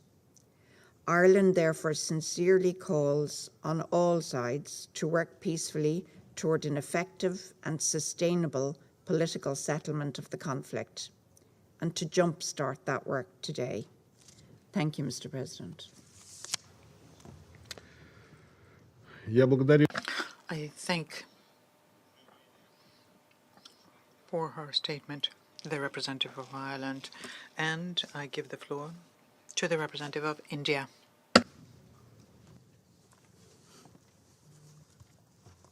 Thank you, Mr. President. Let me begin by thanking Undersecretary General Rosemary DiCarlo, Special Representative Mikko Kinnunen, and Chief Monitor Yashar Cevic for their comprehensive briefings on the occasion of the 7th anniversary of the package of measures for the implementation of the Minsk agreements endorsed unanimously by the UN Security Council Resolution 2202. I also welcome Ms. Tatiana Montian to our meeting.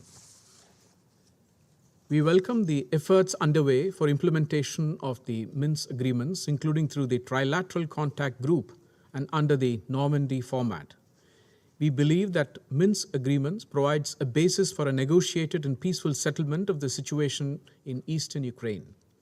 Accordingly, we urge all parties to continue to engage through all possible diplomatic channels and keep working towards the full implementation of the Minsk agreements. We also believe that meetings under the Normandy format will further facilitate the implementation of the provisions of the Minsk agreements, including its key security and political aspects. In this context, we welcome the recent meetings of the political advisors of the Normandy format countries in Paris and Berlin. We also welcome the unconditional observance of the July 2020 ceasefire, the reaffirmation of Minsk agreements as the basis of work under the Normandy format, and the commitment of all sides to reduce disagreements on the way forward. Any steps that increase tension may best be avoided by all sides in the larger interest of securing international peace and security. Quiet and constructive diplomacy is the need of the hour. India has been in touch with all concerned parties. It is our considered view that the issue can only be resolved through diplomatic dialogue. India's interest is in finding a solution that can provide for immediate de-escalation of tensions, taking into account the legitimate security interests of all countries and aim towards securing long-term peace and stability in the region and beyond. More than 20,000 Indian students and nationals live and study in different parts of Ukraine, including in its border areas. The well-being of Indian nationals is a priority to us. In conclusion, we reiterate our call for the peaceful resolution of the situation by sincere and sustained diplomatic efforts to ensure that concerns of all sides are amicably resolved through constructive dialogue. I thank you.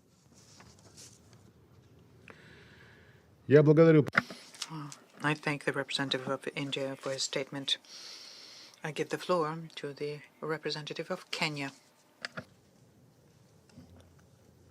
Thank you, Mr. President. We thank the Undersecretary General for Political and Peacebuilding Affairs, the Special Representative of the Organization for Security and Cooperation in Europe, and the OSCE Special Monitoring Mission Chief Monitor for their briefings. Kenya cannot contemplate the continued insecurity in eastern Ukraine and the impact it can have on broader security in Europe. Global security is intertwined. Instability in Europe, beyond threatening lives and economies, also disrupts the ability of this important region to play a constructive role in solving the most pressing challenges globally. Insufficient progress in the implementation of the Minsk agreements has been realized since 2014, and that needs to change. Kenya wants to offer 3 brief recommendations. In doing so, we hope that they will contribute to a renewed push by all relevant stakeholders to stabilize a situation that, left to escalate, threatens the very foundations of global stability and the Security Council's ability to fulfill its mandate in multiple conflict situations. First, Kenya maintains that the respect for the territorial integrity and sovereignty of all countries by all states is a cornerstone of global peace. If multilateralism is to be reborn into a system that delivers sustained peace to all, the most powerful states must consistently adhere to international law and to the respect of the sovereignty and territorial integrity of all countries in all regions at all times. We therefore strongly urge all actors to respect the peace, security, sovereignty, and territorial integrity of Ukraine. The people of Ukraine deserve inclusive governance, peace, and a vibrant economy, which are all deeply dependent on regional stability and cooperation. Second, as we indicated on the 31st of January in this chamber, we believe that this standoff is imminently solvable. Major military powers, particularly those represented in the Security Council, must make a specific and sustained effort to reach arrangements that deliver a minimum level of deconfliction and mutual respect. Otherwise, third countries and global peace and security will suffer greatly as a result of their confrontations. Third, Kenya reiterates the obligations of all the parties to fully implement their commitments in accordance with the Minsk agreements, which provide the most promising roadmap for the peaceful settlement of the current hostilities, including in eastern Ukraine. All parties must take responsibility and reflect that responsibility in a new willingness to agree to compromise. Kenya welcomes the Normandy Format Advisors meeting held earlier this month and the follow-up meeting, which is scheduled for next month, on implementing the Minsk Accords and the consensus reached at the Group Leaders Summit in Paris in December 2019. We commend the diplomatic leaders of the Russian Federation and the United States and their partners and allies for showing a willingness to meet in the coming days to make further progress. Thank you.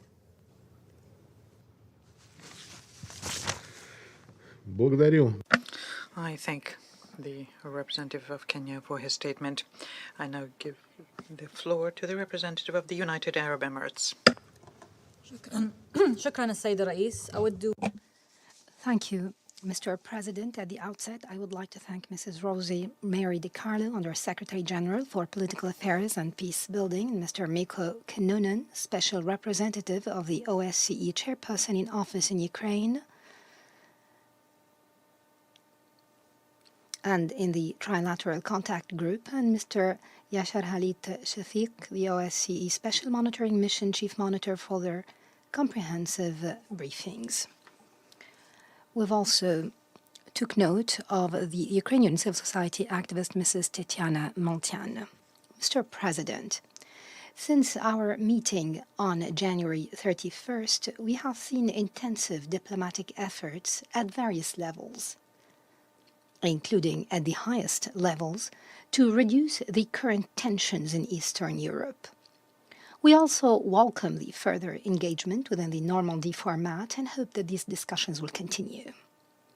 Such structured formats, particularly those bringing together Russia and Ukraine along with other stakeholders, are important for furthering dialogue and reducing tensions. This would also help us to find a peaceful and sustainable solution that would tackle all security concerns of all parties.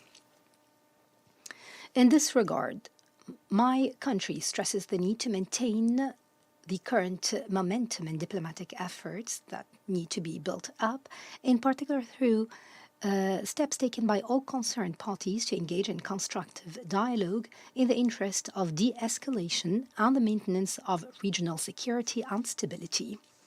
We stress the importance of implementing the Minsk agreements in full and in good faith by all parties. We'd also like to refer to Security Council Resolution 2202.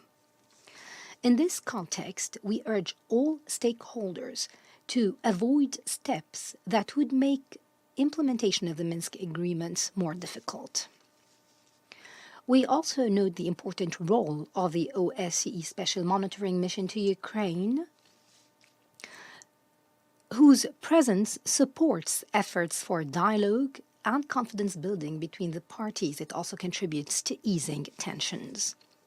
At the same time, we must pay attention to the critical situation of civilians in eastern Ukraine, where United Nations reports mention that there are 3.4 million people in need of humanitarian assistance, of whom 55% are women and 16% children. Furthermore, there are obstacles for the delivery of humanitarian assistance to some of those in need, particularly in areas near the contact line in eastern Ukraine.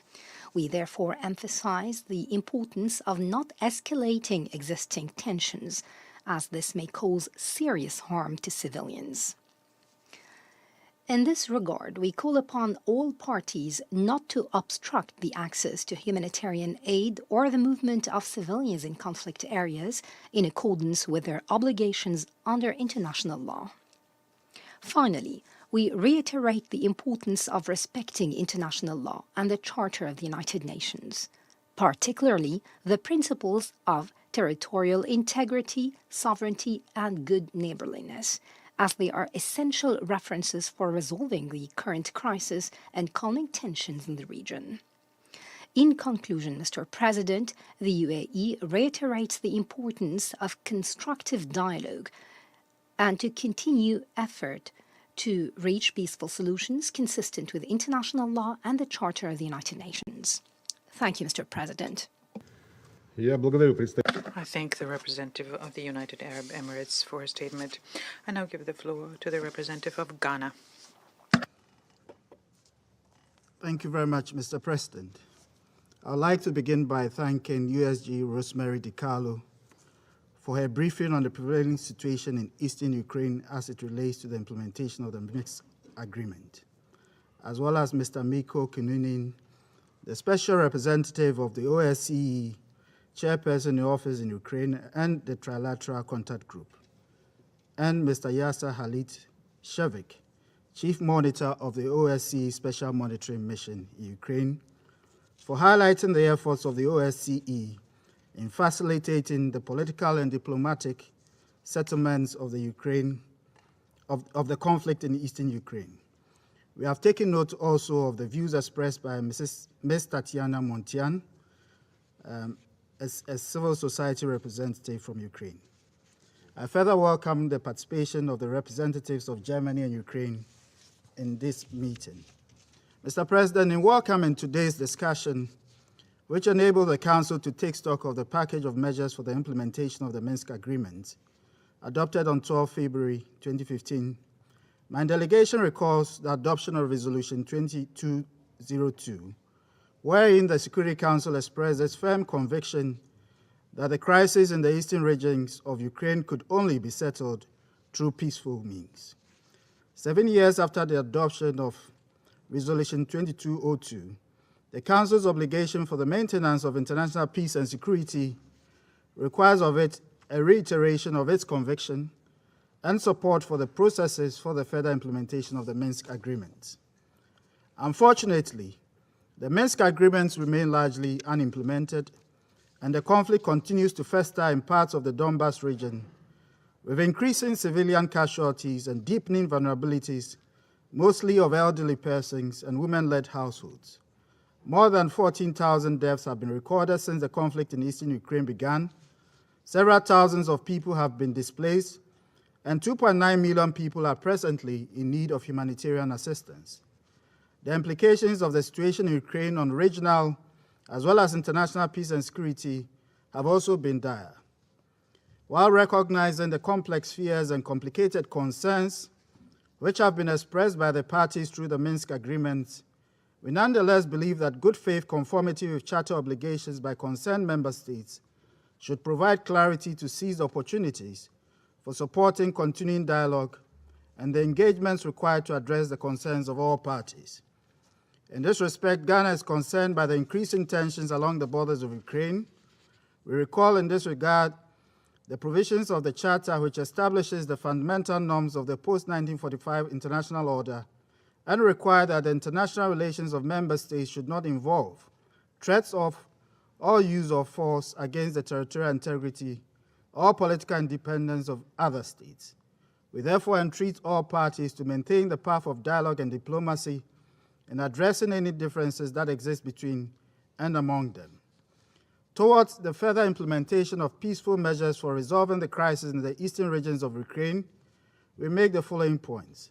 First, Ghana reaffirms her support for the sovereignty and territorial integrity of Ukraine, a bona fide member of the United Nations, whose membership of this organization provides for her guarantees over her internationally recognized borders.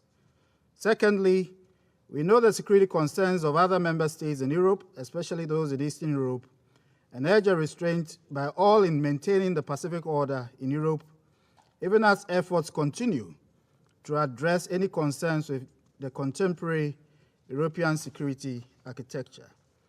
Third, we welcome the high-level diplomatic engagements to address existing concerns over the situation in Ukraine, including recent discussions among leaders of the Normandy 4 that reaffirm the ceasefire in the eastern region of Ukraine, as well as the OSCE facilitated dialogues at different levels. We continue to urge restraint by all sides, call on the parties to bear in mind the prospective outcomes from ongoing escalation, which do not lead to any strategic gain for any party, and encourage efforts to address both immediate and long-term interests through diplomacy and dialogue. Fourth, we urge renewed dialogue within the Normandy 4 process to resolve differences in the interpretation of the sequencing of the package of measures for the implementation of the Minsk agreements. As it is said, how can two go on a journey unless they be agreed on the path they intend to take? fifth, we urge the parties to guarantee unimpeded access for humanitarian assistance in both government and non-government controlled areas in line with humanitarian principles and international humanitarian law. We further commend the efforts of humanitarian agencies in Ukraine and welcome the 2022 Humanitarian Response Plan to save lives, ensure access to basic services, and strengthen the protection of those affected by the conflict and COVID-19. Finally, Mr. President, let me conclude by stressing Ghana's support for the renewal of the spirit of the Minsk Agreement. We urge the parties to work in good faith and with flexibility to make necessary concessions for an enduring peace in Ukraine with beneficial outcomes for the rest of Europe and indeed globally. I thank you very much, Mr. President. I thank the representative of Ghana for his statement. I now give the floor to the representative of Mexico.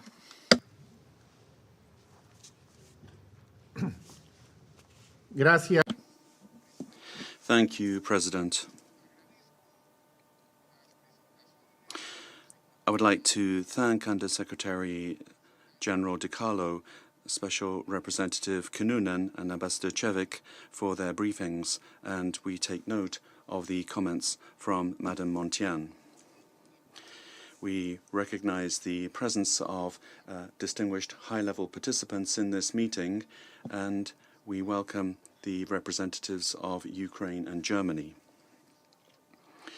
The review by this Council of the current status of the Minsk agreements relating to the provinces of Luhansk and Donetsk in the east of Ukraine is taking place in a context of heightened tensions which have led to great concern amongst the international community.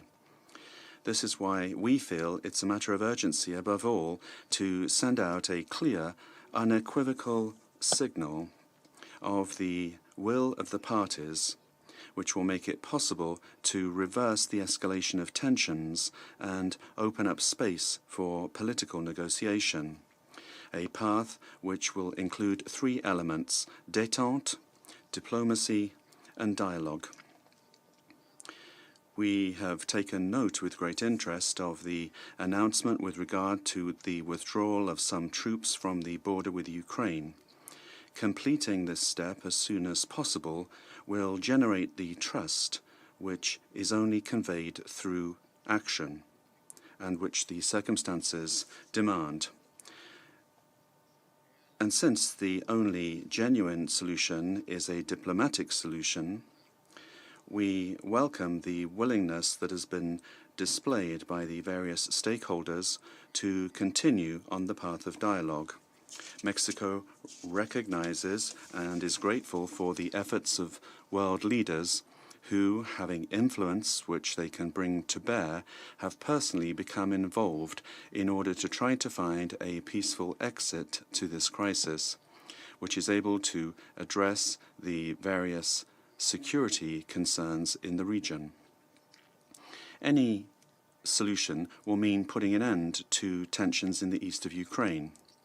8 years into the conflict, the Minsk agreements are still the framework for achieving a negotiated solution. The trilateral contact group and the Normandy format offer this possibility. As we have heard, the conflict in the east of Ukraine has had a serious impact on the civilian population.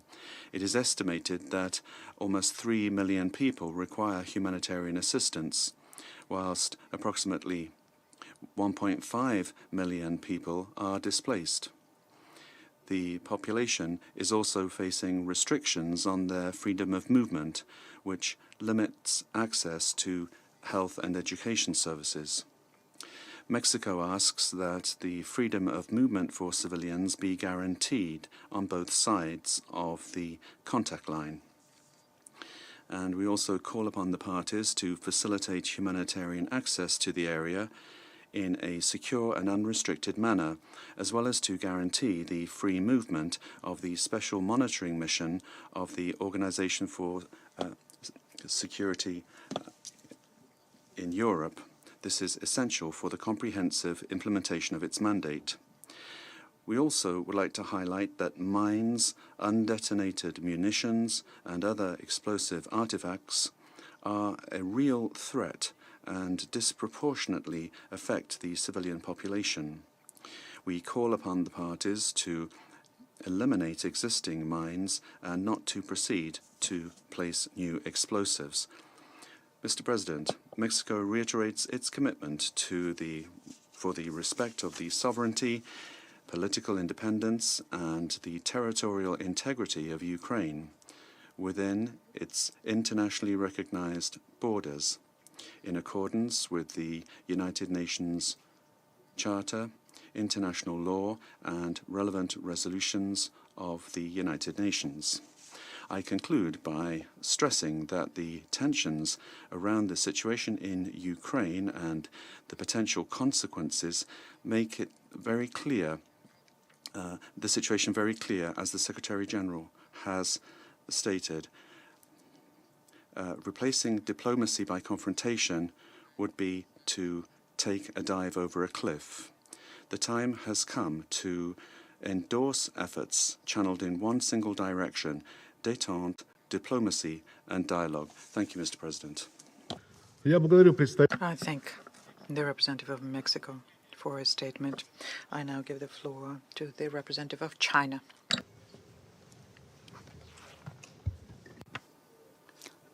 I thank you, Mr. President. Mr. President, I thank you for presiding over today's meeting. My thanks also go to USG Rosemary DiCarlo, Ambassador Mikko Kinnunen, Special Representative of the OSCE Chairperson in Office, and Ambassador Halit Shevik, Chief Monitor of the OSCE Special Monitoring Mission, for their briefings.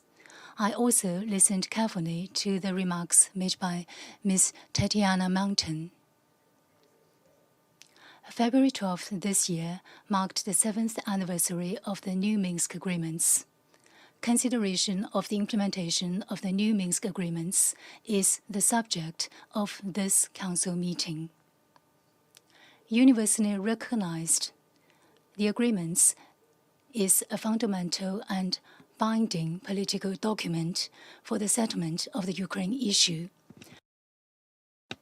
and was unanimously endorsed by the Security Council in its Resolution 2202. Therefore, it deserves complete and effective implementation by all the parties concerned. Regrettably, however, to date, the majority of the agreement's provisions have yet to be truly implemented. New ceasefire violations have occurred on the line of contact. China believes that the effort to resolve the Ukraine issue must, after all, go back to the starting point, that is, the implementation of the new Minsk agreements. We hope that all parties concerned will take a constructive posture, resolve through dialogue and consultation whatever differences that may arise in the implementation of the agreements, and draw up a roadmap and timetable to implement the agreements to the letter without delay, so as to pave the way for a political solution to the Ukraine crisis.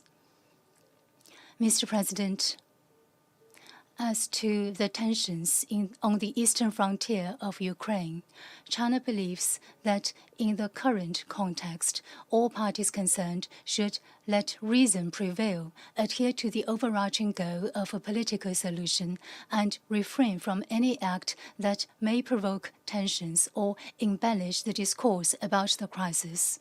The parties should fully consider each other's legitimate security concerns and show mutual respect, and on such a basis, properly resolve their differences through equal-footed consultations. China supports all efforts conducive to easing the tensions and notes the Russian Federation's recent diplomatic engagement with France, Germany, and other European countries at the leadership level. A negotiated, balanced, effective, and sustainable European security mechanism will provide a solid foundation for lasting peace and stability across Europe. We trust that European countries will take independent and strategic decisions in line with their own interests. In his most recent public appeal, Secretary-General Guterres said, quote, "There is no alternative to diplomacy. All issues, including the most intractable, can and must be addressed and resolved through diplomatic frameworks," end quote. We support the SG's good offices aimed at reducing tensions. We also subscribe to the SG's views. Mr. President, everything happens for a reason. NATO's enlargement is an issue that cannot be bypassed when dealing with the current tensions related to the Ukraine issue. NATO's continuous expansion in the wake of the Cold War runs counter to the trend of our times, that is, to maintain common security. One country's security cannot be obtained at the expense of another country's security. By the same token, regional security cannot be guaranteed through muscling up or even expanding a military bloc. This applies as much to the European region as to other regions of the world. There is one country that refuses to renounce its Cold War mentality. It says one thing and does another.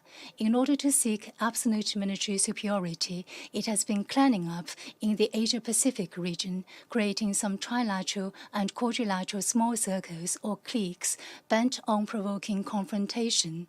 What it is doing would only throw the Asia-Pacific into division and turmoil and seriously threaten the region's peace and stability, to the detriment of the countries in the region, while gaining nothing for itself either.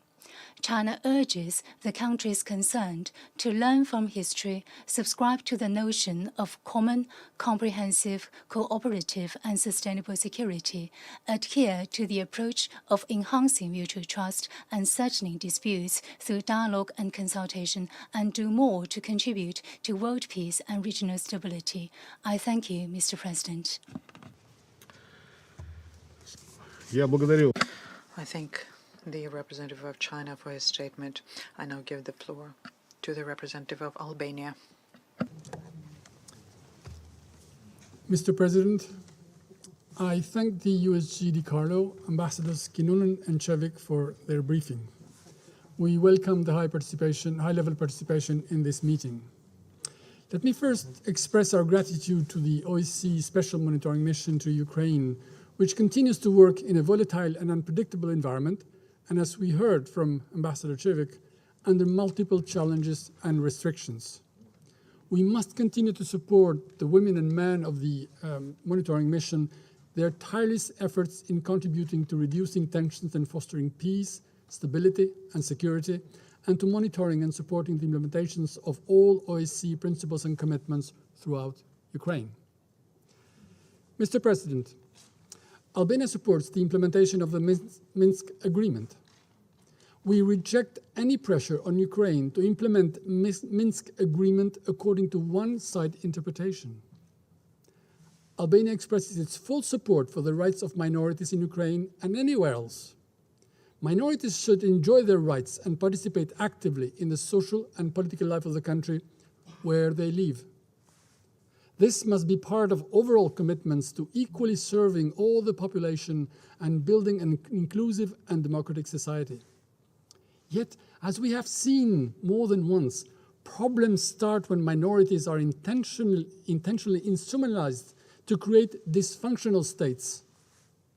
Asking for executive powers for Russian minorities in Ukraine means nothing less than taking control of the decision-making power in Kiev to dictate foreign, security, and defense policies and undermine democratic processes. We should not accept such policy of fabricating dysfunctional states, not in Ukraine, not anywhere else. In this very context, we are deeply concerned by the Russian parliament call for the recognition of independence and sovereignty of parts of the territory of Ukraine. Here we are with the stereotype playbook that we have seen in Georgia in 2008. If taken, such decisions would have no legal validity. They are against international law, they are against UN Charter. They run totally against the substance of the Minsk agreements. Mr. President, we continue to be alarmed by the very large-scale, unprovoked and unjustified Russian military build-up in and around Ukraine and in Belarus. The much-claimed withdrawal of some of the troops stationed there is not verified, and credible reports indicate the contrary. A further reinforcement with active combat troops and weapons, which reportedly now number 150,000. This continued and reinforcing military surrounding is a Damocles sword over the government and people of Ukraine. It instigates fear to the population. It threatens the domestic and foreign investors and seeks to bring the economy into collapse and the country to its knees. The decision to partially block the Black Sea and the Sea of Azov and the Kerch Strait under the pretext of holding regular naval exercises only adds to this strangulation effort. Further, the most recent reports of heavy shelling from the occupied territory in Donbass only reinforce the worries about their pretext to start executing a long and carefully designed scenario.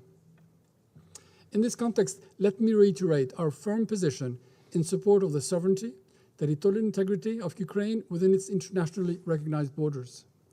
We demand the removal of the occupying troops from the occupied territory.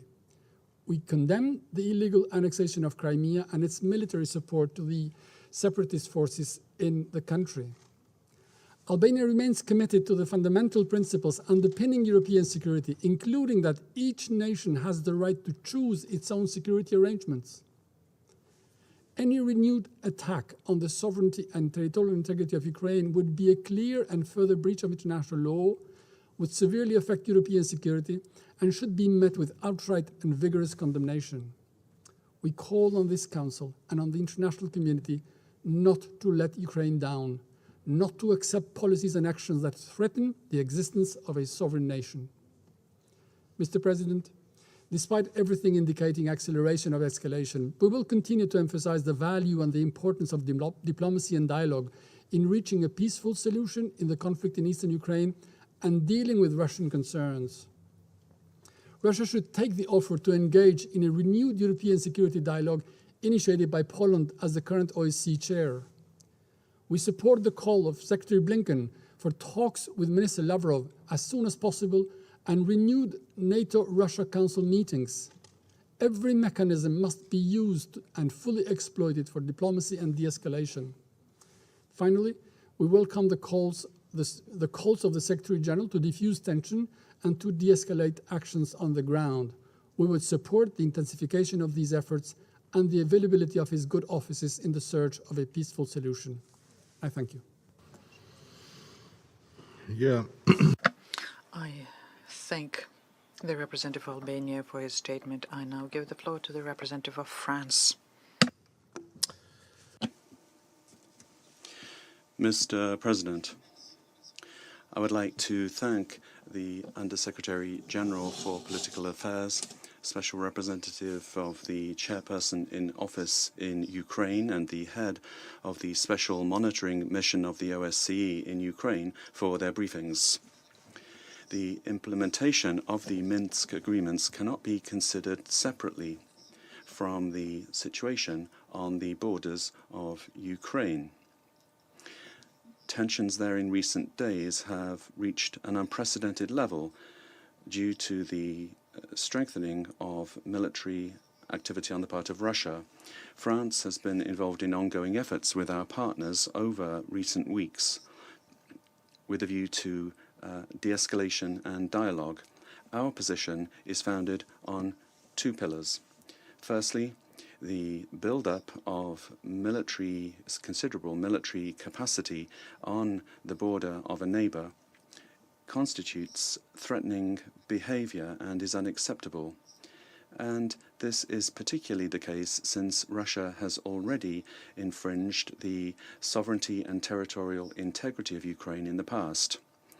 Any new aggression will have massive consequences and severe costs for Russia. Europeans are united and we are ready to act in coordination with all partners on this matter. Secondly, France is convinced that de-escalation is possible through dialogue and through diplomacy. This is exactly what President Macron's efforts have been doing in coordination with the German Chancellor.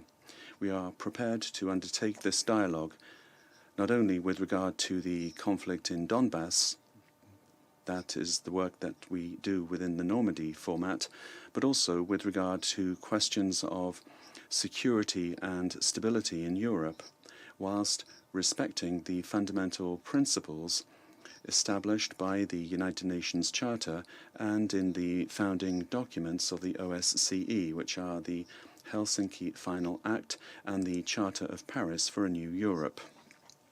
In this regard, we fully support the process initiated under the Polish presidency of the OSCE for renewed dialogue on European security. I would now like to come back to the implementation of the Minsk agreements, which have mobilized France and Germany since 2015.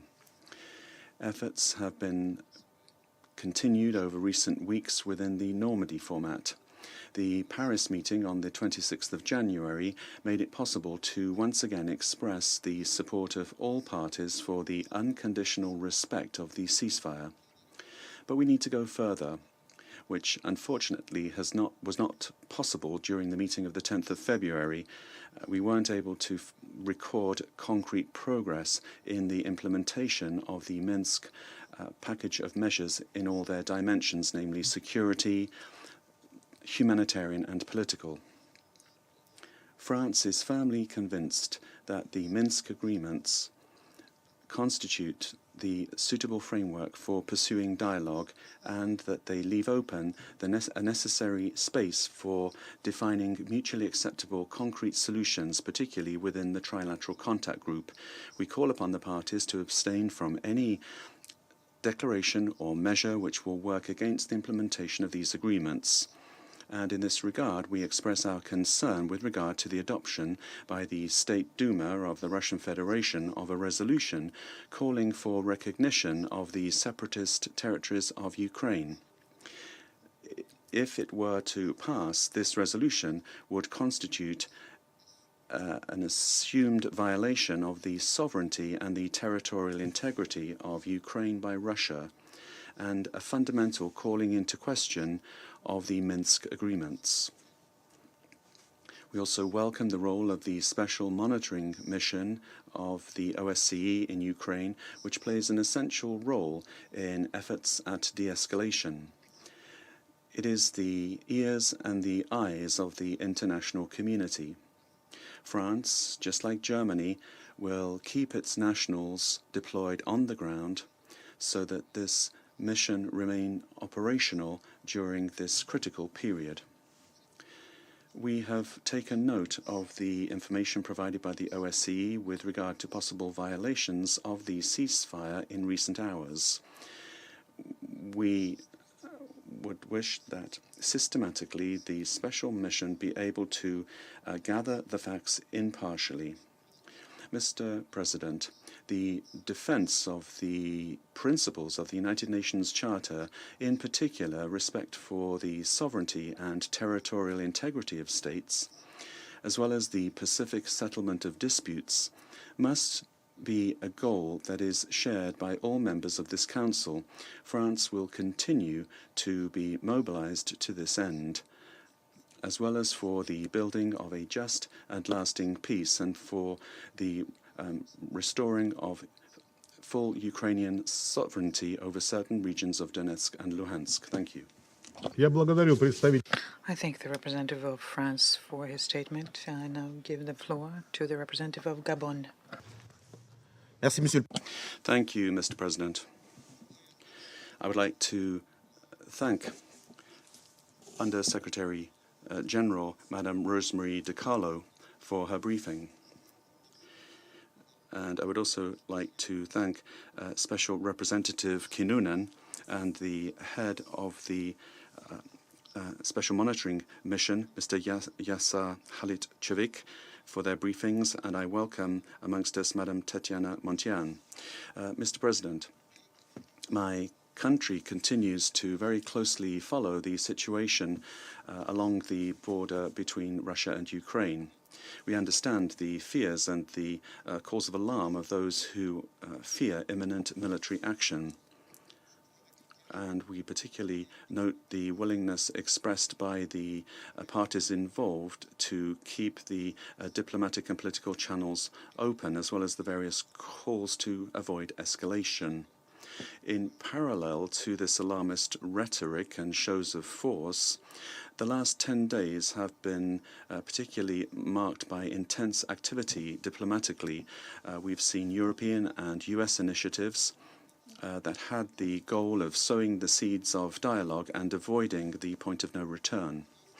The recent announcement by Russia that it was withdrawing part of its troops that were grouped on the border certainly shows a willingness to de-escalate, and that is added to the repeated assurances of Russia that they have no aggressive intentions.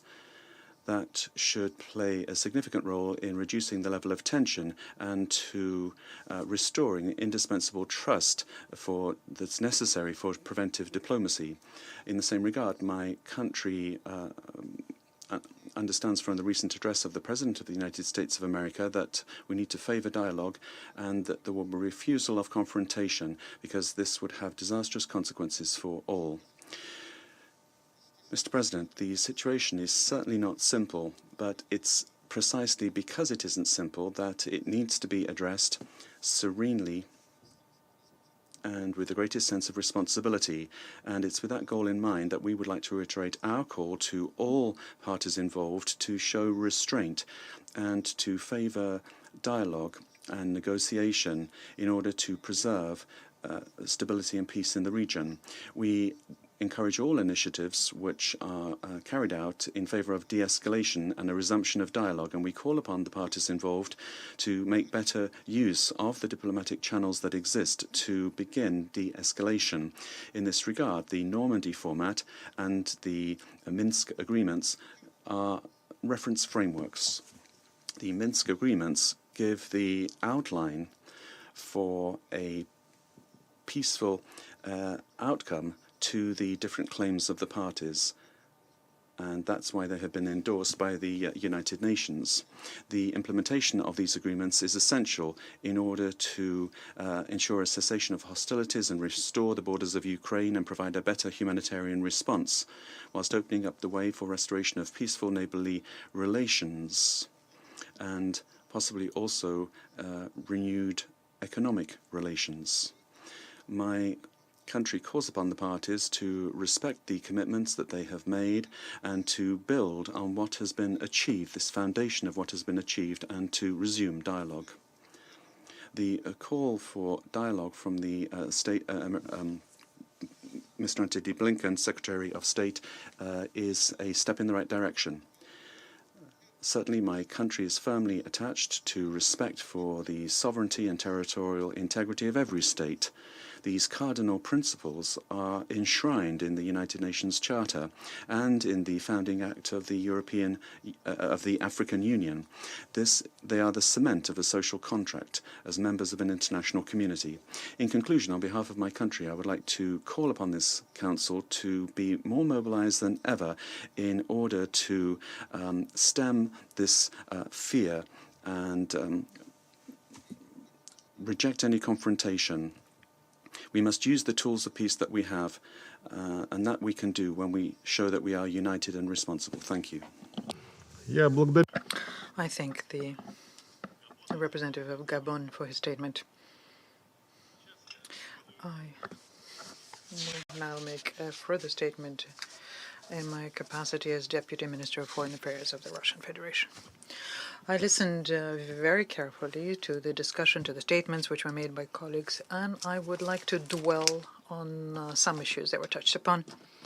First of all, I would like to draw your attention to the unnecessary speculation as regards the appeal of members of the Gosduma to the President with a request to acknowledge Donbass. This is a proposal to consider. this issue, although the fact that it's there reflects the feeling of our people about Donbass. Their people have been for many years subject to shelling by the Ukrainian army, and we've heard that today. Hundreds of thousands of people in that Ukrainian region have Russian citizenship. They probably didn't have any other option after Ukraine stopped discharging its social responsibility towards them. But let me underscore yet once again that this is an initiative. This is an appeal from the deputies of the Gosduma.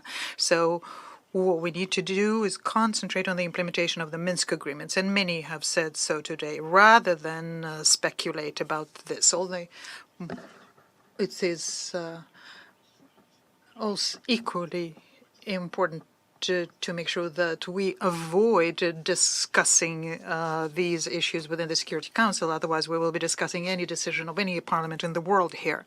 Let me draw your attention to another thing that was said by President Putin. He said that we need to do utmost to make sure that the solution to Donbass should be found through the implementation of the Minsk agreement.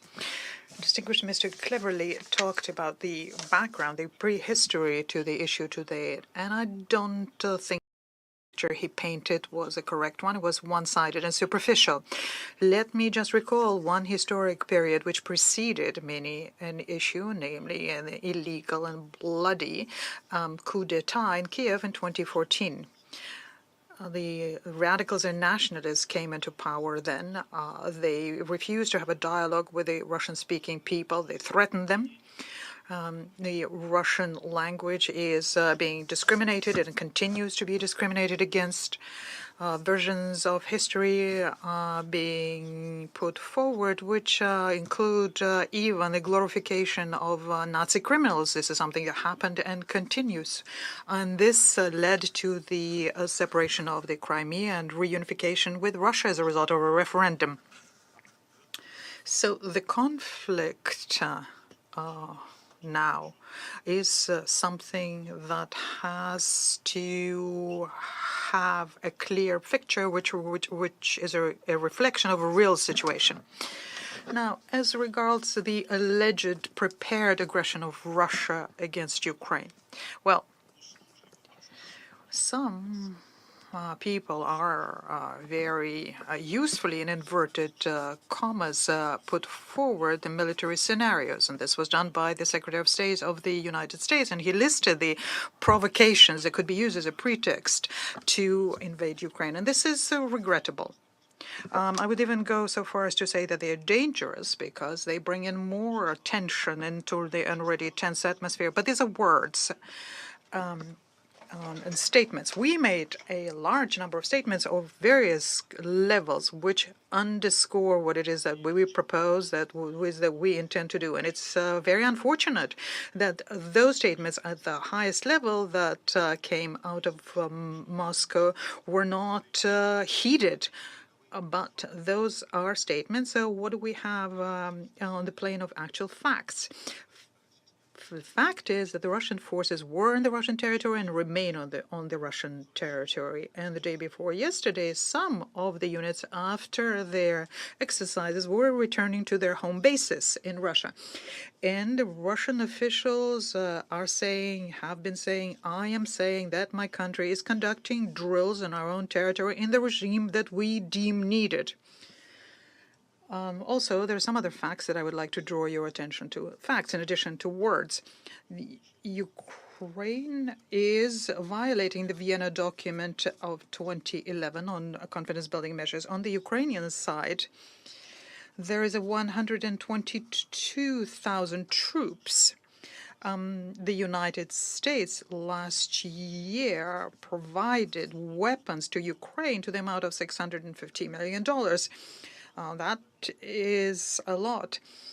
In January, $200 million worth of dollars of weaponry was provided, and we are not even talking about what's being provided by UK, Canada, and the Baltic states. All of these states are sending lethal weaponry to Kiev, attack, aircraft, multiple rocket launchers, Stingers, javelins, rifles, ammunition for them.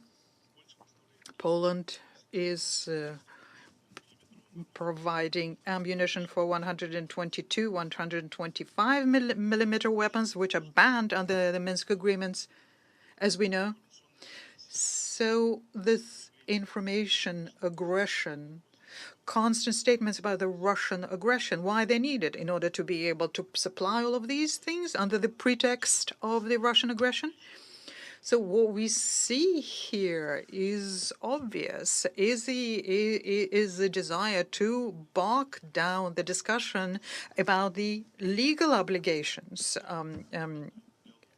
as regards this situation. We are ready for a dialogue, for a very serious dialogue, not imitation dialogue, but a real one. Today, as you know, the U.S.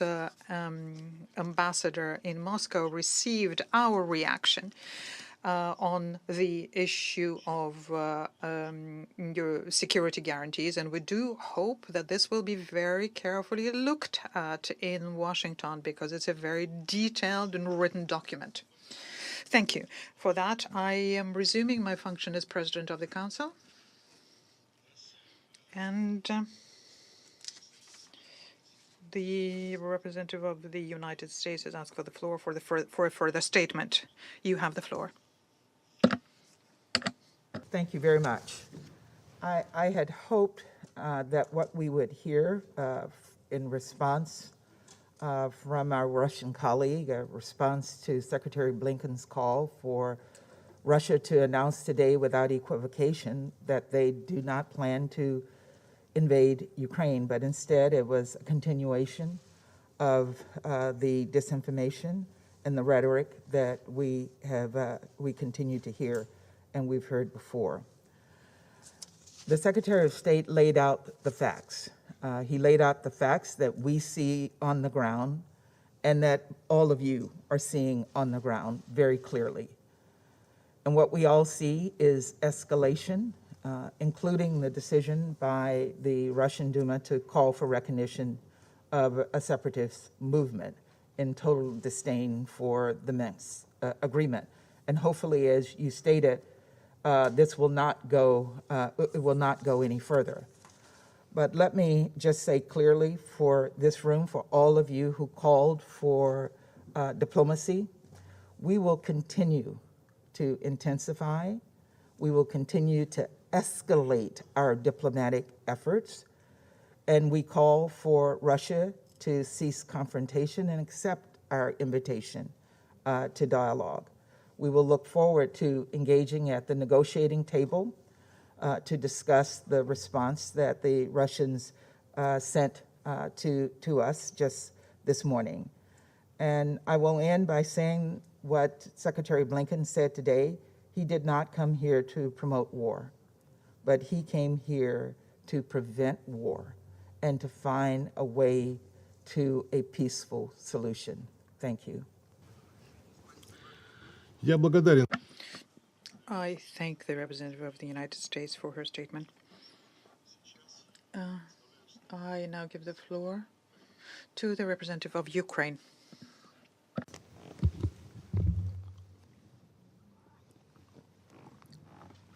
Distinguished members of the Security Council, all protocols observed. On this day 7 years ago, the Ukrainian city of Debaltseve sustained a full-fledged offensive by the Russian regular troops and their proxies. Heavy artillery and rocket shellings did not spare neither Ukrainian military nor civilians.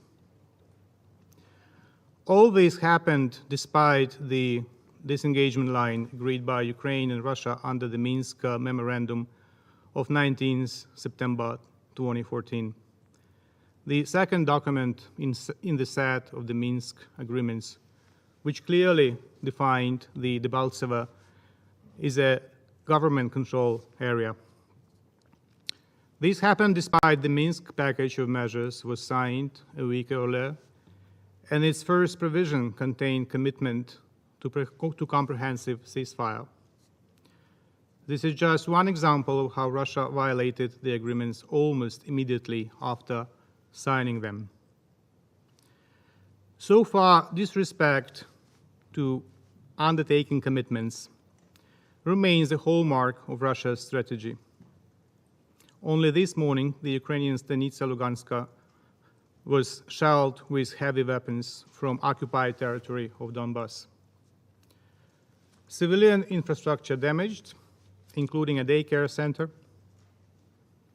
Upon the instructions of my government, I have to bring to the attention of the Security Council another outrageous situation that undermines the Minsk agreements and the entire process of peaceful settlement. 2 days ago, the Russian Duma appealed to the Russian president to recognize the occupied parts of the Donetsk and Lugansk regions of Ukraine as so-called Donetsk and Lugansk People's Republics.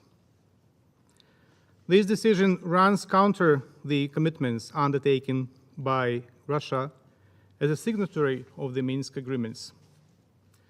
Therefore, I requested the Security Council in my letter to the Security Council dated 16 February 2022 to consider this situation today.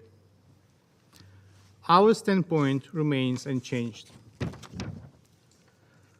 Russia's recognition of the so-called Donetsk and Lugansk People's Republics will be tantamount to its deliberate withdrawal from the Minsk agreements. Such a move will cause a serious blow to the political diplomatic settlements that Ukraine and its partners have been actively engaged to promote. Recognition of the so-called republics will have no legal implications. Russia will not succeed at masking the Russian occupation administrations in the temporarily occupied territories of Lugansk and Donetsk regions as independent entities, or to disguise its own involvement as a party to the armed conflict in Donbass. Instead, if the Russian president endorses the ruling of the State Duma, it will have much broader destructive consequences for the international rules-based order and the global security architecture. Therefore, Russia has a choice to embark on the path of de-escalation and diplomatic dialogue, or experience decisive, consolidated response by the international community. It is a matter of practical concern that the same pattern was implemented and the same language was used in 2008, despite what the Deputy Minister just said, referring that it is just an appeal of Duma. In 2008, the appeal by the State Duma of the Russian Federation to the Russian President Medvedev on the need to recognize the Republic of South Ossetia and the Republic of Abkhazia preceded the presidential decree on such recognition adopted on 26 of August 2008. So just don't call it a mere appeal by Duma. I thank the Secretary of State, Mr. Blinken, for his powerful statement of February 16 on the issue of Duma's decision, as well as I thank the Foreign Minister Le Drian of France for his clear statement, as well as I thank Minister Cleverly of the UK for his statement today, as well as I thank Norway, Ireland, Albania, and many other partners and responsible members of the international community for their statements on this issue. And I would like to ask the Secretariat of the Security Council to make my letter part of the proceedings. Letter dated February 16. It is important, however, as well, because the soft and feeble reaction of the UN in 2008 resulted in lasting occupation of parts of the Georgian territory. And I will not quote what the then Secretary Ban Ki-moon said and what the PGA said at that moment. We hope that the UN leadership today learned the lessons from the occupation of Abkhazia and South Ossetia, and we all, both members and the states and the Secretariat, will be more vocal on defending the UN Charter. I addressed my letter on the issue to the Secretary General, and I wait for a meaningful reply by the Secretary General to my letter. We call on Russia to take a constructive stance towards achieving progress in the framework of the existing negotiations formats. Otherwise, Russia will bear full responsibility for ruining the Minsk agreements and the process of peaceful settlement of the armed conflict. The Minsk agreements are the complex of 3 documents, and we should approach its implementation from this standpoint. Starting from the Minsk Protocol of 5 September 2014, let me remind you that according to the paragraph 4 of this document, Ukraine and Russia agreed on establishment of security zones in the border areas of Ukraine and Russia with the OSCE permanent monitoring and verification on the border. Ukraine expects Russia to deliver on this agreed commitment, which would become a major input into the resolution efforts. It is more than urgent now, as about 150,000 Russian troops have been deployed in the vicinity of the Ukraine's borders. We note the statements by the Russian officials on their withdrawal, although verification and credible proofs are required. Unusual military activities on Ukraine's borders that Russia denied to explain in violation of the Vienna document on confidence and security building measures have a detrimental economic and social impact on Ukraine already, regardless of ultimate plans by Russia. The military buildup on the ground has been coupled with a blockade by Russia of the large parts of the Black Sea under the pretext of naval exercises. This has made navigation and international shipping extremely complicated, causing serious challenges for the major Ukrainian ports. All these actions feed into the concept of the hybrid war against Ukraine, with disinformation and cyber attacks as its other important components. For instance, the most recently, Russia pulled another propaganda ace up its sleeve, blaming Ukraine for genocide in the occupied territories. These are fake and irresponsible allegations by Russia aimed at hiding its responsibility for the occupation of the Ukrainian territories and subsequent human rights violations there. Excellencies, Ukraine remains committed to peaceful resolution of the Russian-Ukrainian conflict by political diplomatic means. Ukraine wants peace, security, and stability, not only for itself, but also for the entire Europe. At the same time, I reiterate that in the event of Russia opting for escalation, Ukraine will defend itself. We welcome all diplomatic and other efforts taken at different levels to prevent the worst-case scenario. We are grateful for support and solidarity with Ukraine so explicitly demonstrated worldwide. We reiterate the need to further explore all political means to ensure the escalation. Reinvigorating the Normandy format and the trilateral countergroup is one of the necessary steps. Both include Russia and Ukraine as parties to the conflict and constitute the proper framework for their direct dialogue. The dialogue that Russia still avoids and hides behind their puppet occupation administrations. As long as Russia makes preconditions about direct dialogue between Ukraine and Moscow's proxies, which are effectively a non-starter, the progress on the implementation of the Minsk agreements will remain elusive. Hence, it was important that political advisors met in Paris and Berlin, despite many divergences on implementation the Minsk agreements persist. We are ready to resume the N4 talks in all formats, including at the level of the leaders. We regret that Russia remains unwilling to hold N4 summit.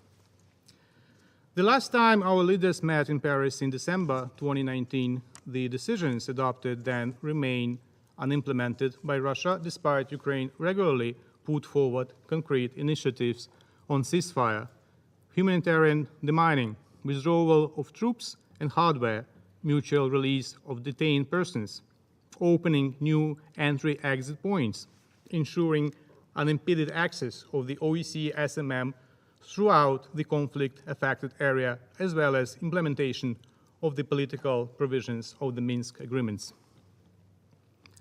On 22 December last year, we managed to find a common understanding on resuming the ceasefire regime, initially launched in July 2020. We offered far-reaching compromises to strike the deal, but ceasefire violations by the Russian occupation forces have not yet halted. Restrictions of the SMM freedom of movement continue to be a major impediment for the implementation in full of the SMM mandate.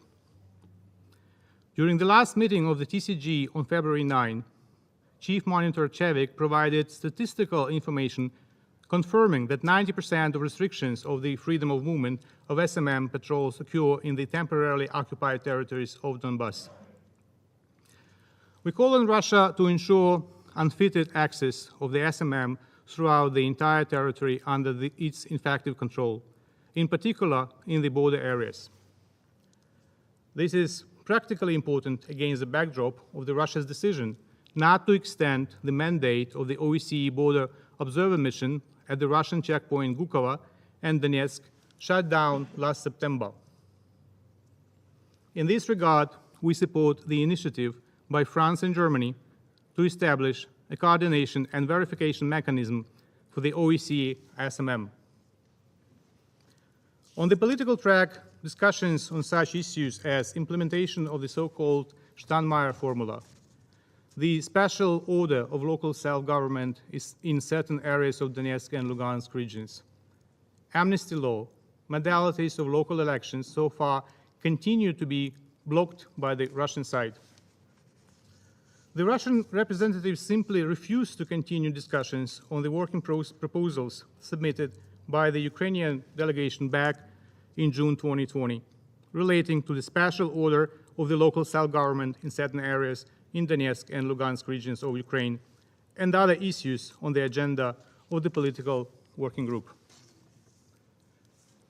Ukraine has taken steps on implementation of agreed provisions relating to the political process. In particular, we submit for consideration by the trilateral countergroup initial proposals to the law on special order of local self-government in certain areas of Donetsk and Lugansk regions of Ukraine. According to ODIHR standards, resumption of control of the border should be a prerequisite for holding local elections in Donbass. Otherwise, it would be impossible to create the necessary security environment for holding the democratic elections in line with the OSCE standards.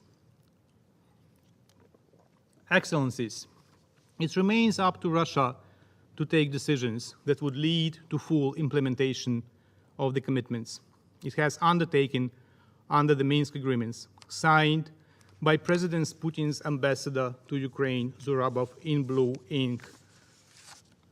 On September 5, 2014, Mr. Zurabov signed the agreement. On September 19, Mr. Zurabov, ambassador of Putin, signed the agreement. On February 12, 2015, ambassador of Putin signed the agreement.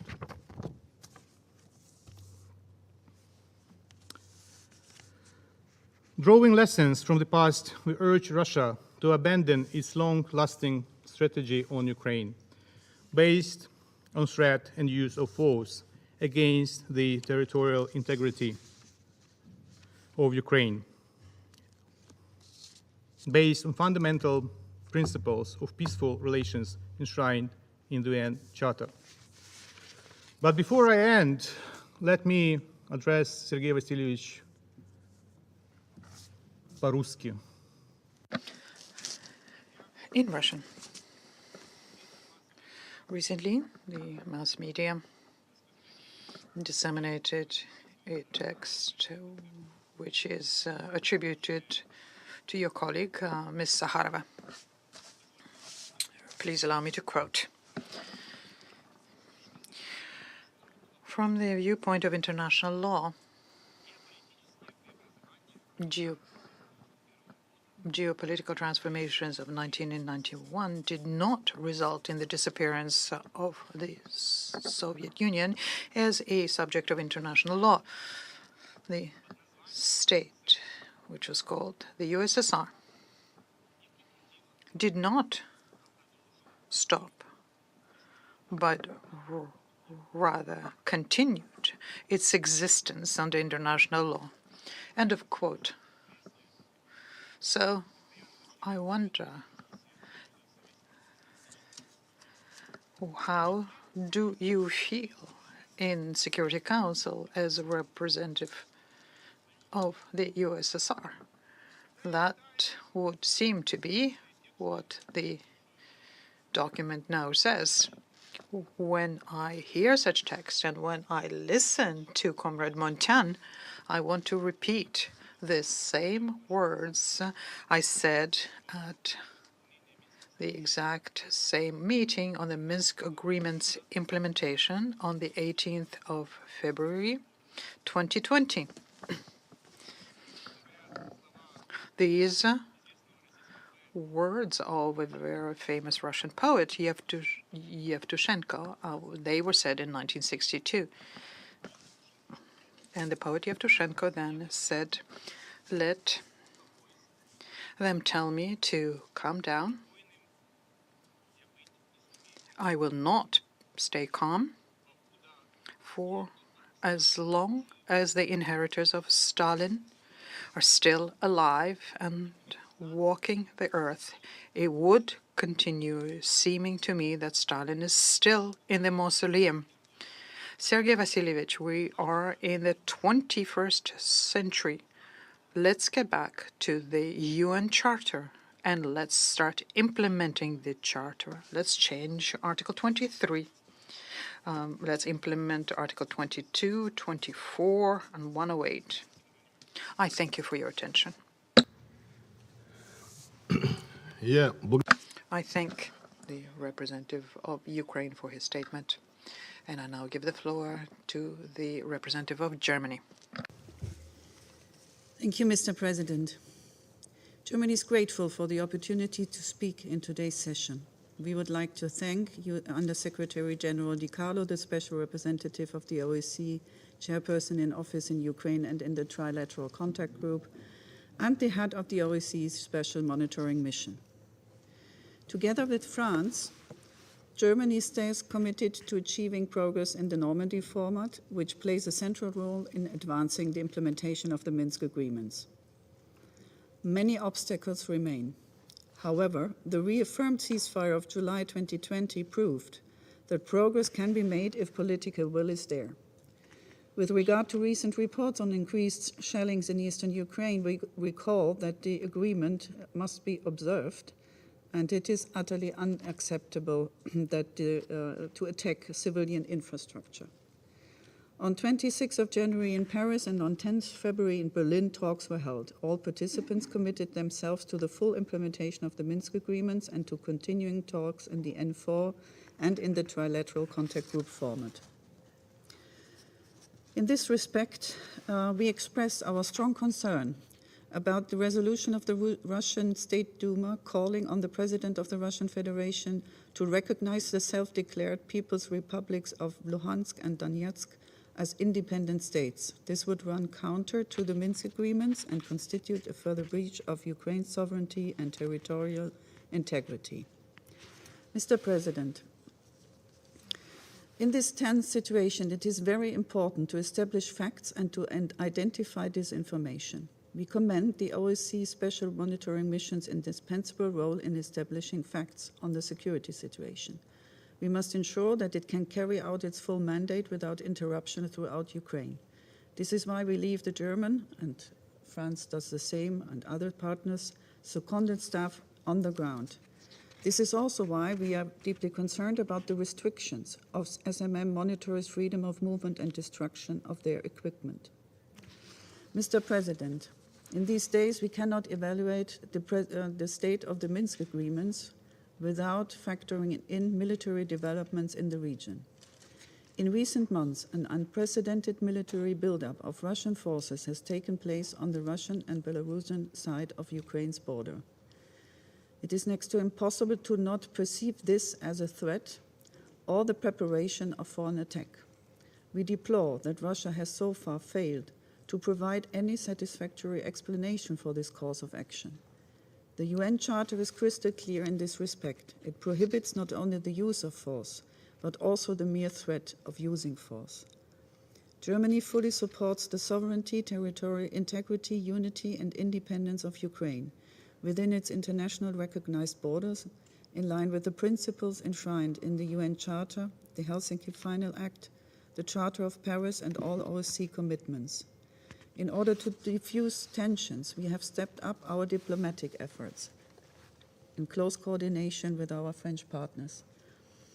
We have taken note of Russia's recent announcement to downsize its troop presence alongside the Ukrainian border, but we call on Russia now to immediately follow up on this announcement and to withdraw its troops from Ukraine's border substantially and verifiably.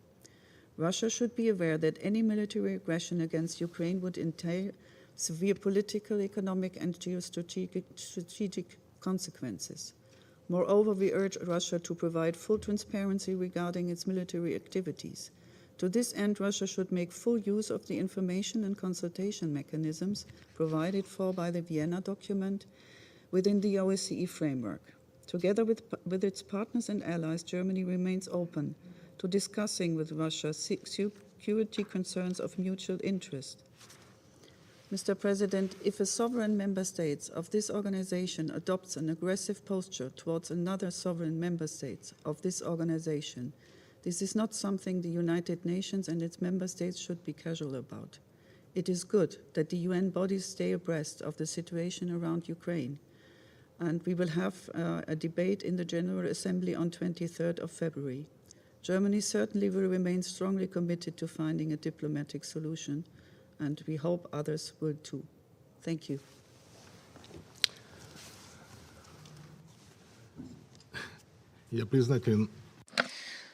I'm grateful to the representative of Germany for her statement. I now would like to make a further statement in my capacity as Deputy Foreign Minister of Russian Federation. And this is what I would like to say. We have heard here today words such as war, aggression. The most interesting thing is that no one has ever said those words on behalf of Moscow or Russia, or will say those words. I regret that very strong, very serious statements made by Mr. Putin in the recent days as regards the situation in Ukraine, in the eastern part of the country, were not heard. I would like our partners to at least hear what was said at the press conference where in Moscow such distinguished representatives visited us as the President of France, as the German Chancellor. There were negotiations there and detailed press conferences where our guests spoke and the President of the Russian Federation.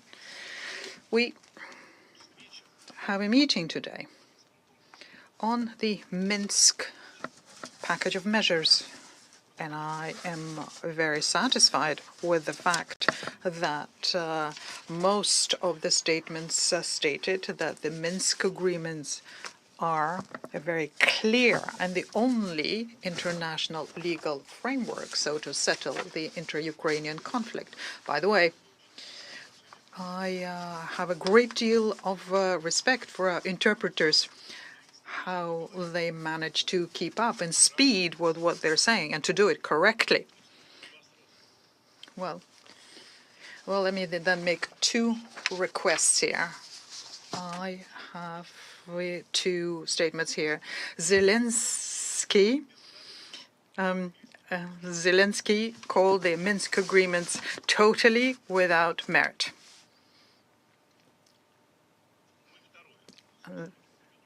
Yeah, well, the meaning was conveyed. And the second statement, I listened very carefully to the statement just made,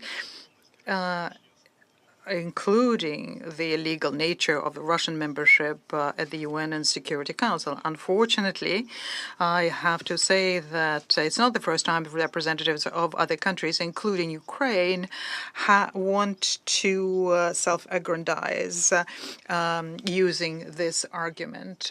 And the calculation here is very clear. It's for the benefit of those who are not very, very, very well versed in these issues.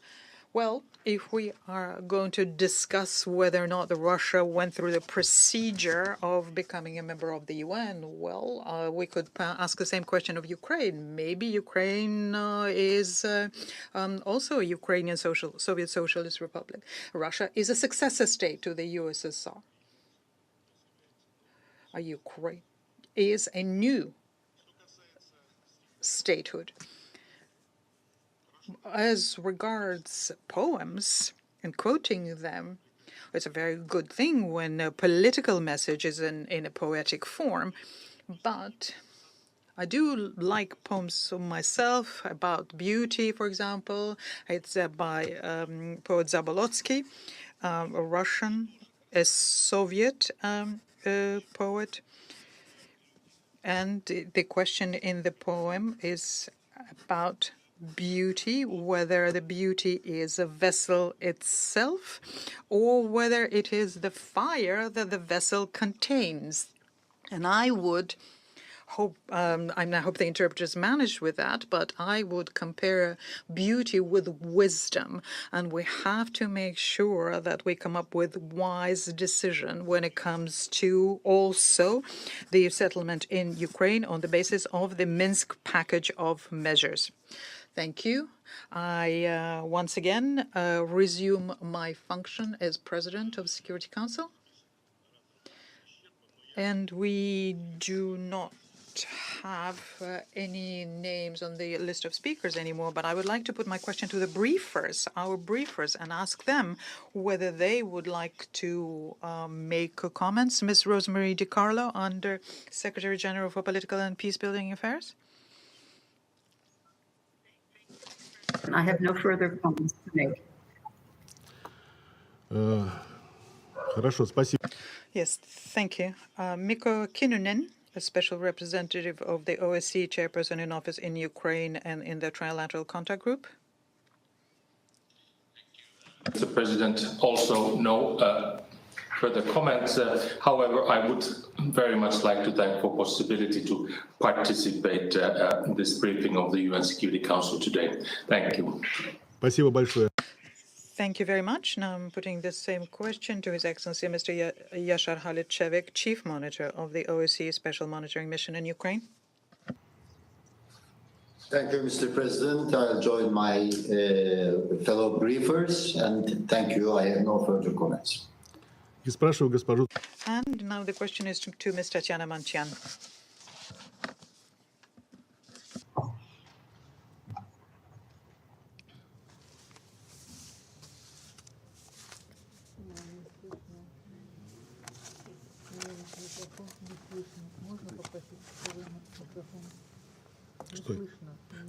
Не слышно то, что вы говорите, к сожалению. Unfortunately, we cannot hear you. Could you press the microphone button, please? Слышно? Сейчас да, отлично. We can hear you now. Мне очень... Many people have written to me after my speech, and they're saying to me, please tell them that no one is in fear of an imminent Russian invasion, except for those people who have been inflicting violence on Ukraine now 8th year running. Well, they will leave Ukraine clutching American aircraft. The rest of them will take it in stride, because the collective West, that exactly was the reason behind their coup d'etat and Maidan. That was the game to throw the troops of the current Kiev regime into Donetsk and Luhansk, receive a reaction, and then play a game with sanctions. But we will see who will stand to lose from sanctions more. Thank you. Thank you, Ms. Montian, for your statement. There are no more names inscribed on the list of speakers. I thank the interpreters especially. The meeting is adjourned.